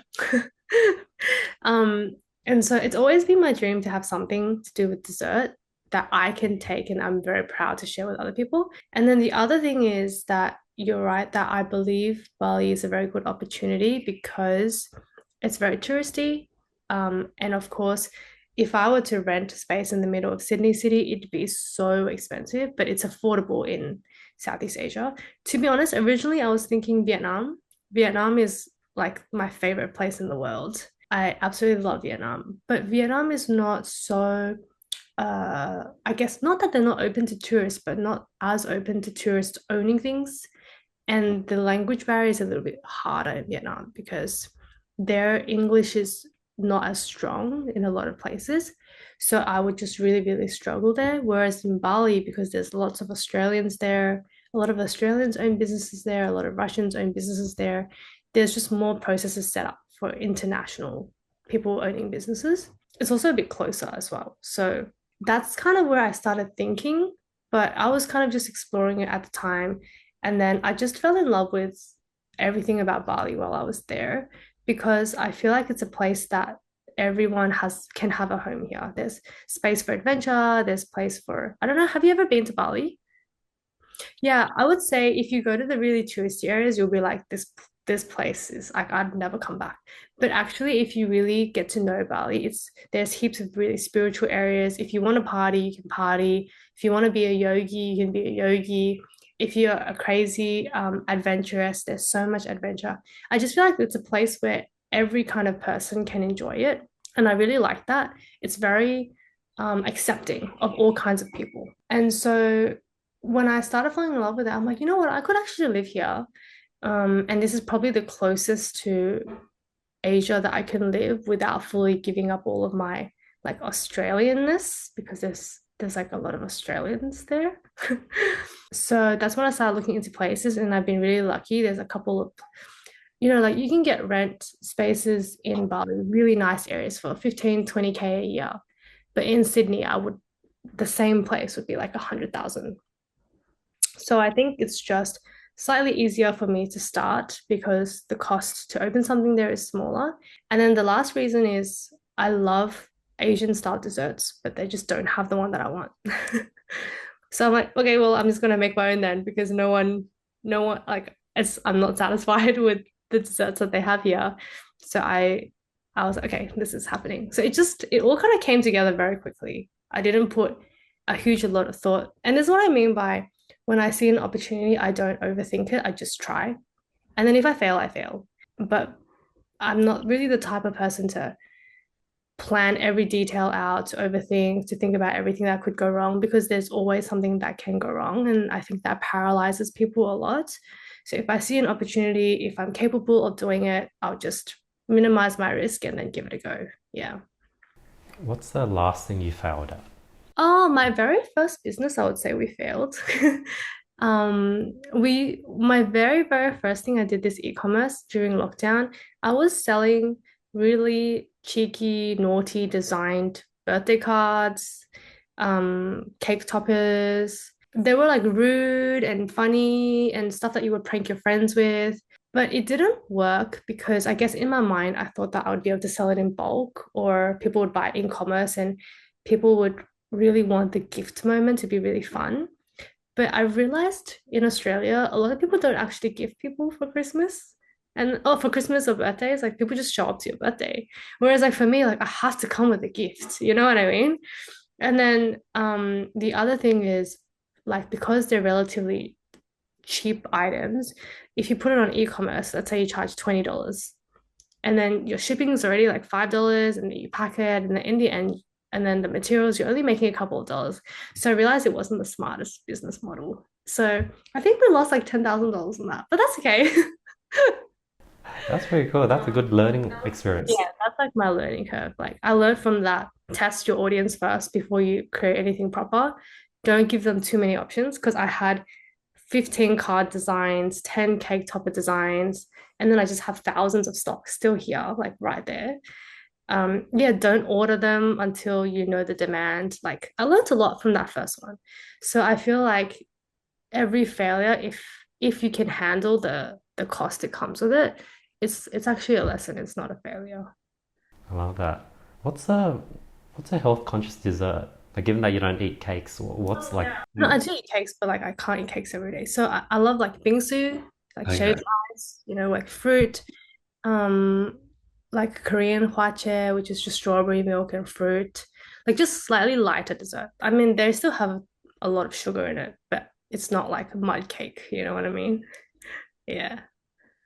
What's the vibe like in Bali compared to like I guess the eastern suburbs in Sydney, like Bondi, Coogee? Because like Bondi, there's a lot of like yogis, but then like there's like people in business and there's breath work. There's the beach, the surfing. There's also like that corporate real estate vibe as well. Is Bali the same or is it way different? It's really different. The beaches in Bali are more like beach clubs. So they're like huge. There's like a huge bar in the middle of the beach, Oh wow. hundreds of chairs, like speakers everywhere. It's like a huge club, but outdoors. So the vibe is completely different. But the people that go there are usually tourists anyway. Where I stay is more in the forest area. So um my area is a lot more traditional. So I stay in Ubud, which is a lot more traditional. There's lots of ceremonies, there's lots of spiritual activities, um, lots of monkeys and nature. So it's a lot more, yeah, it's just completely different to Sydney and Bondi. Like the vibe's completely different. And everyone in Bali is very friendly. Like Balinese people, I'd say, are one of the friendliest people ever. Not that Sydney people aren't friendly, it's just that we kind of just do our own thing and stick to our like own friend circles. I feel like I find that Sydney, everyone is very friendly, but it's really hard to make really close friends when you're already an adult. I don't know if that's just me, but yeah, that's how I feel about Sydney. Whereas in Bali, everyone's like really friendly and it's really easy. Like I think they also really trust each other, so they'll invite each other to people their homes and then they'll have barbecue. Like it's just super easy. Where I could not imagine inviting anyone to my home in Sydney. Like that's just not a thing for me. But yeah, Do you do just like Airbnbs? What's the best way to sort of get into the culture in Bali? I'm really lucky because I'm a creator, so I actually don't have to pay full price when I go to Bali a lot of the times. Um, but I always try to find um like villas that are very traditional. So not like five-star hotels, not nice resorts. I try to go to more traditional. They're still nice. They're just got like the traditional design on them. And I always try to go direct if I can to the villa owner because then I can at least support the people that own the villa as opposed to the fee going to through a third party. But sometimes it's hard. But usually if you just message them on Instagram, they will reply. Yeah, the hospitality is really good there. What's your outbound message to get discounted accommodation when traveling? Yeah, so I have a template. I think everyone should have a template. It's just easy. It's pretty much just, hey, I'm Fiona. I'm from Australia. I'm a travel-based creator, or if I'm a food-based fashion, whatever. And then I've reached over X views. Here are 3 to 4 of my videos. You can take a look. If you'd like to work together, I'd be keen to make something work. And it's just that, like super simple. Show them who you are, show them what you can do, show them what you have done, and then do you guys want to work together? Yeah. Got it. And then they might reply. And do you usually always go for the I'll post a story, I'll make a reel for like free accommodation, or do you try to also get paid on top, or how do you usually respond? If I reach out, I normally already want that place Hmm. or that experience. So if I reach out, normally I will negotiate like a free reel in exchange for what I want. Have I ever reached out for paid? I don't think I've ever reached out for paid. Paid has only been inbound. Um, yeah. That's so cool. Did you study marketing in I university? studied PR and advertising, which I guess is similar, and then I studied human resources. What got you into that, given that you did like sciences in high school? So I was very lost after high school. I didn't know what I wanted to do. My first option was criminology and law because I wanted to be a detective. I didn't make it into law UNSW, sadly. So my second one was architecture because my dad told me to do architecture. Again, completely random. And then I did architecture, dropped out in 2 weeks because it's so difficult. Anyone who made it through architecture in Sydney, I just have so much respect for them because my whole cohort, all of my friends, nobody made it past architecture. And then after that, when I dropped out, I just didn't know what to do. So I thought, okay, I'm going to do the broadest degree I could possibly do, which is business and media. So I did a double degree, business and media. And then I ended up going into HR because I liked people, and then media was PR and advertising. How many years after finishing HSC till you started that double? Like how many years of just fumbling It around? was just 6 months. Oh, not too bad. That first semester, I dropped out. Like 2 weeks into my first semester, I dropped out. And then I had like the rest of the semester to just pick something else to study. Yeah. Nice. What's the focus for the next? Actually, yeah, what have you been focused on over the last 6 months? Has it just been the agency, the fluid, the setting of the house? To be really honest, fluid hasn't been my big focus because it's just running by itself. And the main thing I do is just make sure that our content is still performing. Mm. Um, and then everything else the team kind of looks after. So that's really good. So I would say fluid is just maybe 25% of my time creating content, reviewing content, checking in on things. And then my agency has taken a huge chunk. I'd say like I'm almost doing full-time hours on my agency alone. Not quite, maybe 30, something like that, 30 out of 38 hours a week. And then I think for next year it would be agency and the business in Bali. That's so cool. With the employees for Fluid, what's for example, one of the employees, how many hours do they have a week? Like, It's actually really flexible because some people they have their own full-time jobs, mm, and then other people they have uni. mm, So I think on average people do 2 to 3 days a week, mm. but we don't really have people that do full-time. Yeah, I don't think we have people that do full-time. It's always for people that have something else to do. And who does the social media content for Fluid? So we have me and this other girl. She kind of works is in my agencies and she helps out with Fluid. So she'll do the content and it's kind of like so for my agency, I treat Fluid as a client of the agency.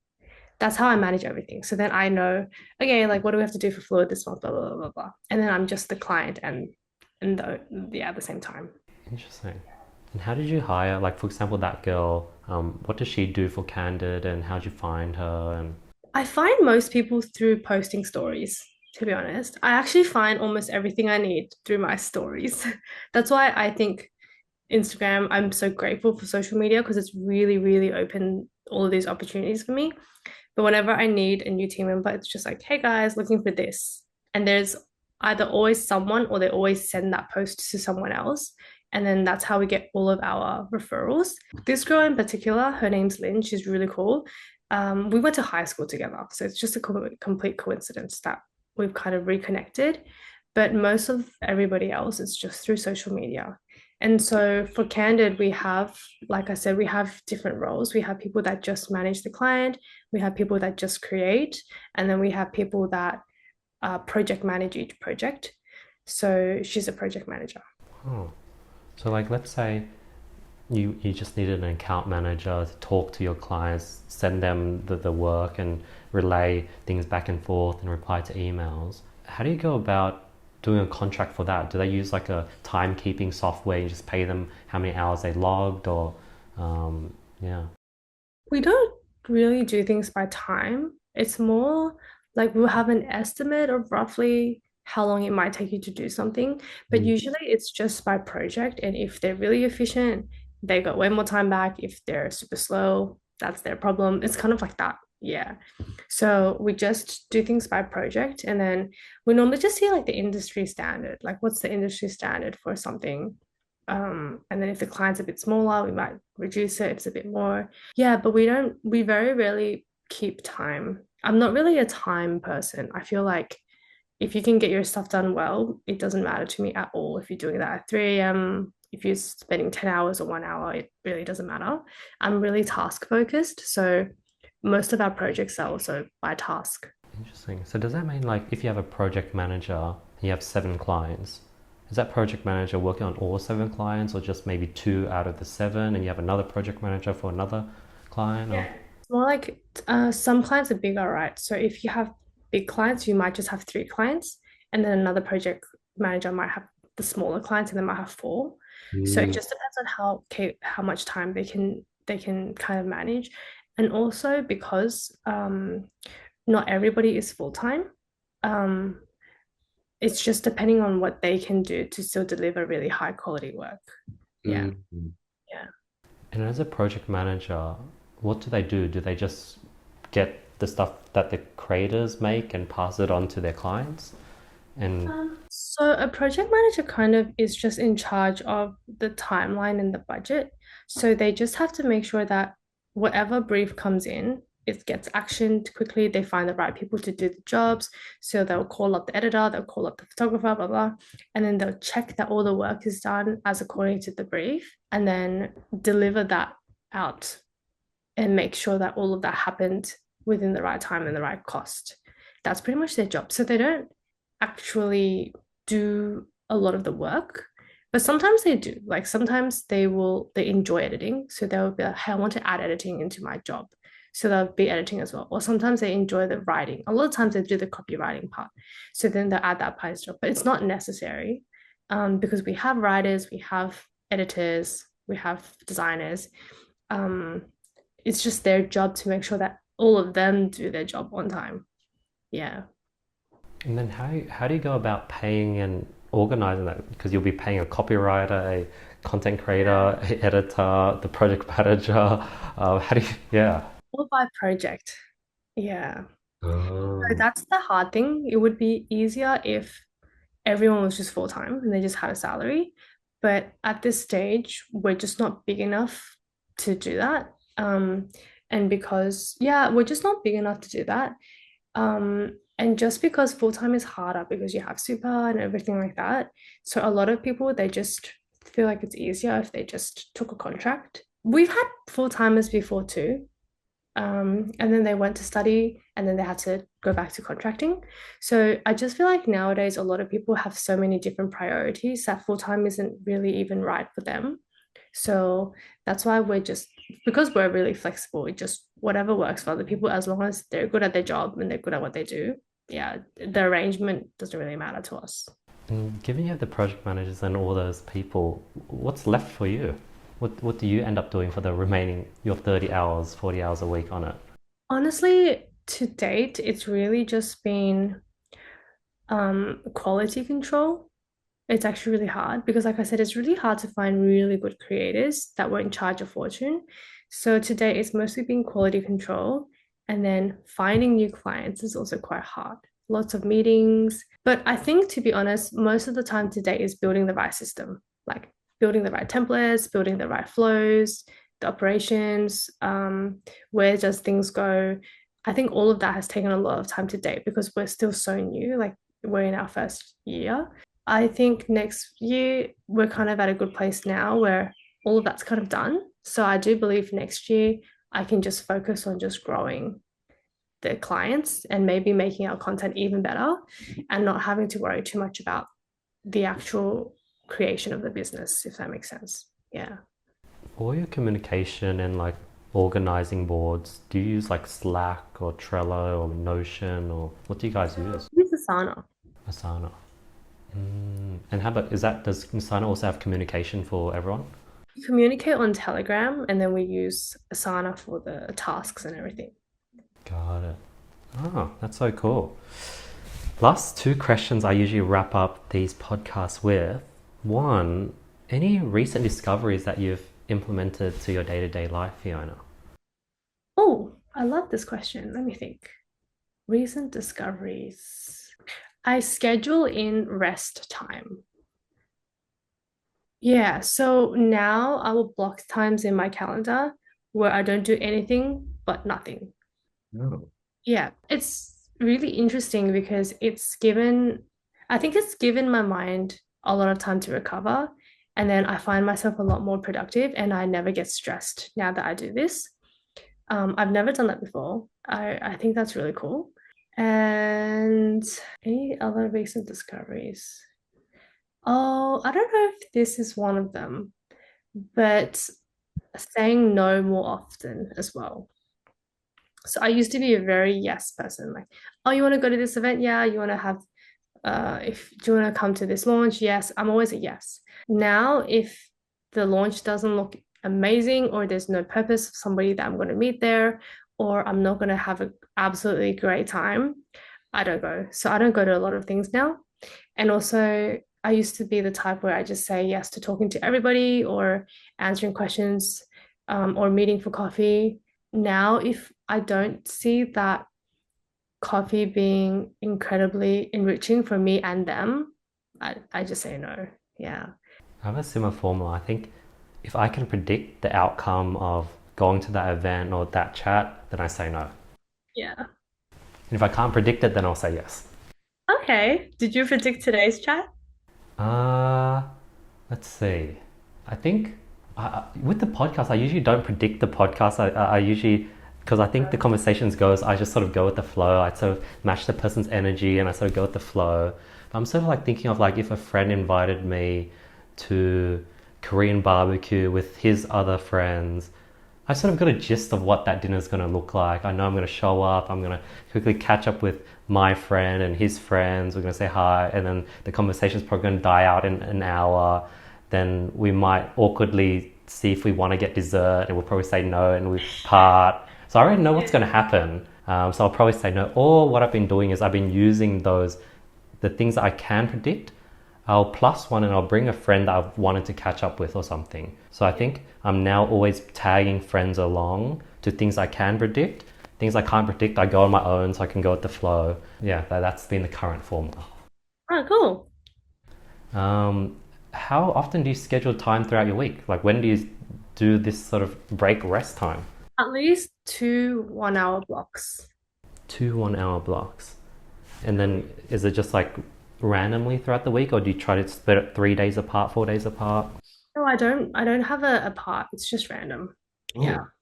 It's just that I make sure that in that time I'm actually not doing anything. And then what does that mean? Does it mean like literally just sitting without your phone and just in silence? Yeah, it usually means like, well, when I'm in Bali, it's easy because the view is normally quite nice. So when I'm in Bali, it's just like I just sit at the front of my villa and I just stare at the trees and the house next to me. Um, or it's just going to the park and lying down and then I just like stare at the sky. Nice. Yeah. So I do that now, which I never did before. What else? Yeah, it's just really random. Like I'm just not really doing anything. And in those times, I can't say I'm thinking a lot, but that's a good thing. Yeah.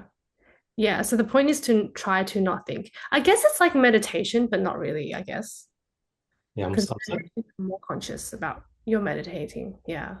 I think I need to do the same because I'm so bad with it where I see like a day out with friends, that's my downtime. But like in reality it's not because like you're like switched on, you're engaging. Yeah, it's a bit unhealthy. Like I'm either working or just like saying yes and going to something and I see that as my downtime, but in reality you're right, it's not. Yeah, that was me too. Like my calendar would be really full, and then I'd have my weekends off with my friends. I'm like, oh, that's my chill time.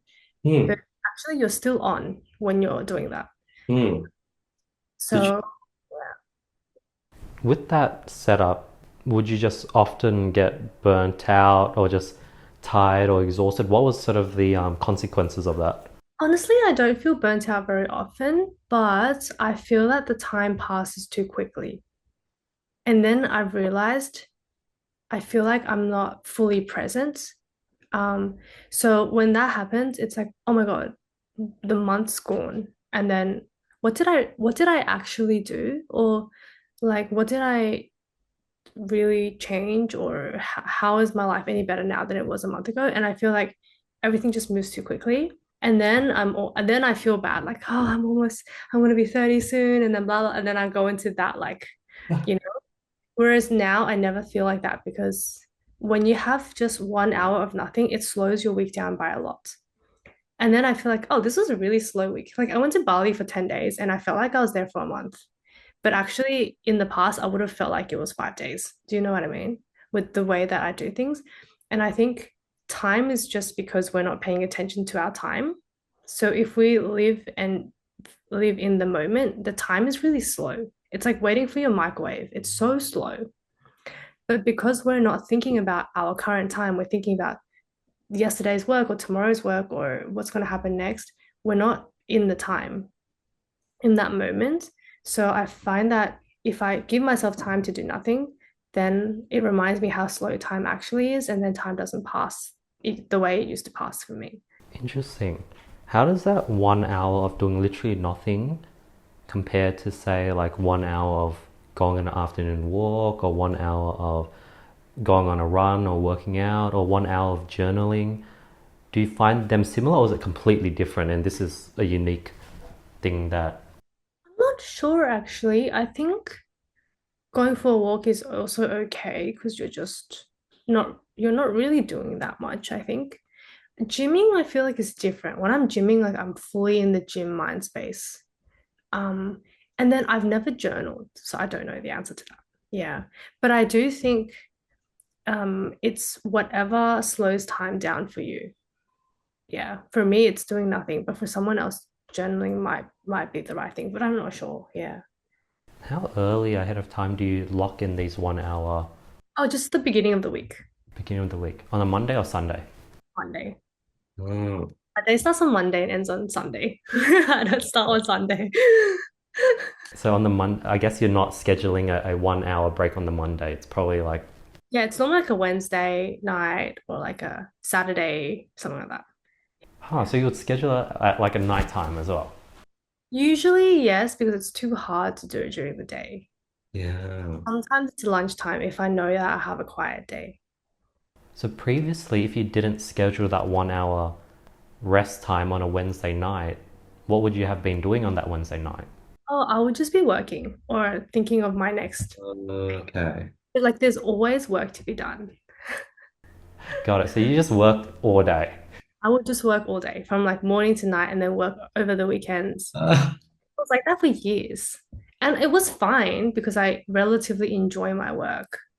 But it just felt like, holy shit, I'm going to come to the end of my 20s soon. Like, that's crazy. And you still do it now, besides for that 2 hours off, right? Yeah. Yeah. But it feels different because of the, like something so small. Yeah. Wow. Are you like, so like after dinner from like 8 to like 12 or 8 to 11 every day, like what type of work can you do at that time? Like, Or yeah. I'll be editing videos, editing my next video, or looking for the next place to eat so that I can make a video. Uh, Do you watch a podcast or YouTube videos or music while working? What's it? no, no, um I can't really consume information by listening. So it's really hard for me to do podcasts. And then music sometimes, yeah. But usually it's quiet. Yeah. Mm. Yeah.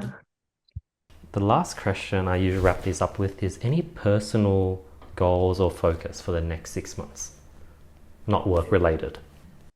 Personal? Mm. This is a good one. Personal goals. I really want to, I've always said this, but I really want to learn to cook because I can't cook. It's so sad. Like I'm just not very good at it. And I also find it being in the kitchen very stressful. So it's pretty much on my New Year's resolution every year, but I always want to learn how to cook, like make healthy and good meals. But the other thing for me the next 6 months is I really want to get back into exercising because I would say the last 8 months I've really dropped the ball on that. And then before that, I'd love to go to the gym, I'd take dance classes. But that's really stopped since Candid got really busy and then since I started going to Bali. So I hope that in the next 6 months I can get back into exercise. But what I want to do is actually either martial arts or dance. Like I want to get into something proper and have like every week we go to dance class or every week I go to boxing class or something and then just put that into my daily habits because I right now it's just exercise whenever you feel like it and that's not really structured. Interesting. Do you see yourself sort of like working, being busy, an entrepreneur for the rest of your life? Or, like, I met this friend, she works in management consulting, super long hours, like 80-hour weeks. Oh my God. And she's like, she's keen to just find the love of her life, settle down, be a mum, and quit a job. Yeah, yeah, yeah. And that's actually so rare to hear. Like now, every fucking girl is a girl boss, and every girl wants to work 10 things. And when I heard that, I was like, "Whoa, that's so refreshing to hear." But maybe your answer's not going to be that. But Oh my yeah, God, honestly, I don't think I ever wanted to be a girl boss. Like it's not it's even till now, even I'm a little bit traditional and I might get cancelled for saying this, but I just think women should be feminine. Like I just think we should be chill and loving and feminine. I actually just believe that it's our nature to be really nurturing and loving. But I think it's hard because we're in a different time now. Like everything's high pressure, everything's very competitive, cost of living is really high. There's so much instability in, politics. So it's like we have to kind of, I think that creates a lot of girl bosses, to be honest. And to me, I love building teams and I love building things, which is why I've kind of come down this journey of being a business owner. But my dream, if I'm rich, when I'm rich, is I just want to volunteer and help children. Like my dream is to have a foundation for children, and then whether that's in Southeast Asia, whether that's in Australia for the kids that aren't protected. I just love children. So my dream when I have money is that I don't have to care at all about how much money I earn and I can just spend every day teaching children English or, like giving them food or whatever that is to the kids that need it. Because, yeah, I love children. I feel like they're the purest of like love and humanity. But yeah, it's just we live in a rough world, to be honest. But if I don't have the money, I can't do that. Right. I remember I don't know if it was 1 year ago, 2 years ago, I did a cancer council. I volunteered for cancer council. And then we were part of this things. It was like it's like Dancing with the Stars, but Cancer Council version. I don't remember what it was called. And then essentially it was a 6 month program. We volunteered, we would do all this stuff to raise funds for cancer. And then there would be this big night where we competed. And then all of it was just to raise money to Cancer Council. And it was the most rewarding 6 months of my life. But after that, I realized, man, like doing good is expensive because I have to spend money to create these events, and then I have to host people, and then I don't have time to work to make money because I'm working in the volunteering. And then on the night, you want to raise funds, and then you do all of this, and it's so, so rewarding. But if I wouldn't be able to do that if I didn't have income that sustained me while I was doing all of this. Do you know what I mean? So yeah, that's when I realized, okay, I need to get rich so that I can do more. that's so Yeah. cool that you put together that event. How long ago was this? Like, it's so hard to put together an event. So impressive that you did that, Fiona. I didn't put together the event. So Cancer Council puts together the main event, Mm. but we all have to, like everyone who was working in the event would have to raise their own funds. And Wow. so on the night, the tickets would raise funds, the Cancer Council would raise funds, and then every competitor, which I was, would be raising funds as well, right? So in total, we raised about $180,000, Whoa. the 12 of us, and of course with the help of Cancer Council. But um, you would just do like I think people did morning teas, they did runs, donation runs, and then I threw a few dance classes, a few birthday parties, sponsored some like some games and that kind of stuff to just get people to come, raise money, and then get to know each other. It was just really fun because everyone was so happy. They were doing something good, they were meeting new friends, they were supporting something important. And it was just like the best energy for 6 months. But it took so much of my time. And if I was working full time, I wouldn't have been able to do that. So yeah, it just kind of really opened my eyes like, oh, this is what I love doing, but I actually can't do it if I don't have the resources. Yeah. Is your sister, did she go down the traditional path like corporate, extracurricular activities, build your resume, do stuff like volunteering? So did she sort of, yeah, okay, yes. Very that route. Like corporate works in tech, corporate probably doesn't really see herself doing a doesn't see herself doing her own business, just happy doing a 9 to 5. And she'll probably climb the 9 to 5 ladder and then yeah, she's gone the very typical route that I thought I would have gone. But yeah. I was at a friend's birthday and I met this girl and she was a lawyer and I was like, oh, do you want kids? And she's like, no, no way. I was like, oh, how come? She's like, have you seen the world outside? I'm like, what's wrong with the world? And she's like, there's just like pollution, global warming, there's wars, there's poverty. Like, I don't want to bring a kid into this world. Yeah, that's sad. I think that's sad that people are like, I don't want to bring a kid, not because they don't want to bring a kid, but because they're scared of the world. Like that's so sad. But I also understand because sometimes I am too. Like in primary school, I didn't really get bullied, but nowadays bullying is so intense. Even like just from that, it's kind of scary. Like, can I protect my kids from the bullying in primary school? I don't even know. And then yeah, there is so much going on. So I understand that. And yeah, I don't know. Do you want kids? Yeah, sure. Do you get bullying with a social media following? Like you must have like bad. Oh, you don't maybe. Bullying, no, but you always get people that leave really mean comments. That's fine. I think I always believe that if you want to get anywhere in life, you cannot be impressing everyone. Yeah. You just have to do what's right. And so you wouldn't like it's almost impossible to be on social media and not get hate. You know what I mean? Like it's I've never seen that. Even the people that I think are like the nicest, kindest soul in the world, they still get hate. And I'm like, what can people possibly hate you for? But it still happens. So you just have to have thick skin. Mm. Are you sad or happy about Trump winning? Trump, Kamala. Oh, I don't know. I'm honestly so not, how do I say this? I'm just not educated enough on American politics to understand. I definitely, personally, I think he's a really funny guy. And obviously a very successful business person. But is he good to run a country? I actually have no idea. Yeah, I have no idea. People seem to be happy because their shares have gone up. Mm.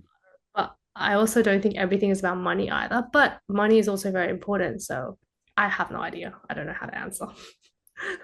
That's awesome. Thank you so much for your time today, Fiona. It was such a cool, chill conversation. It was great to like dig into your story and hear about sort of the journey that you went through. And it's cool sort of talking to someone that's also from Sydney and you're so like open, transparent, like pretty straight to the point and yeah, had a fun conversation. Thank you. Glad. So what are we gonna do next? Like, are you gonna pop this on somewhere or? So after this, our team will edit it. The episode's going to come out. I think this one will probably come out in maybe a month's time, and then we will have like an intro. We'll create a clip from the intro, and then maybe over the next 6 to 12 months, then my team will start digging through it and create clips, and we'll post the clips at a later stage. But that's sort of yeah, usually what happens next. Cool. And so is it like a long podcast that goes on your YouTube? Hmm. Oh, cool. Okay. That's awesome. So I think the whole 2 hour will go on the YouTube. Yeah. Yeah. Oh, wow. Okay.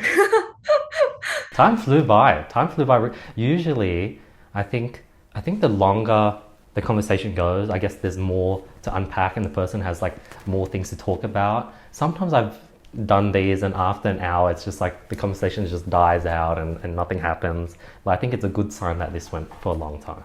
Okay, well, thank you so much. I hope you found it really interesting. I don't know. You've probably spoken to so many people, but yeah, I'm keen to see it come out. Fiona, where can people find more about you and follow you? Oh, you can find me on Hey Fiona Wang. So that's the same on TikTok, Instagram, and YouTube. Awesome. Cool. Thank you so much, guys. If you made it this far, hopefully, you guys had fun listening to this episode, and I'll see you guys next week on another episode. Peace. Thank you. Thanks so much, Fiona. We'll stay in contact. I'll keep you updated with the episode. Um, yeah, I'll keep you updated. Awesome. Thanks so much, Andy. Enjoy the rest of your day. Likewise, have a great weekend. Bye, you too.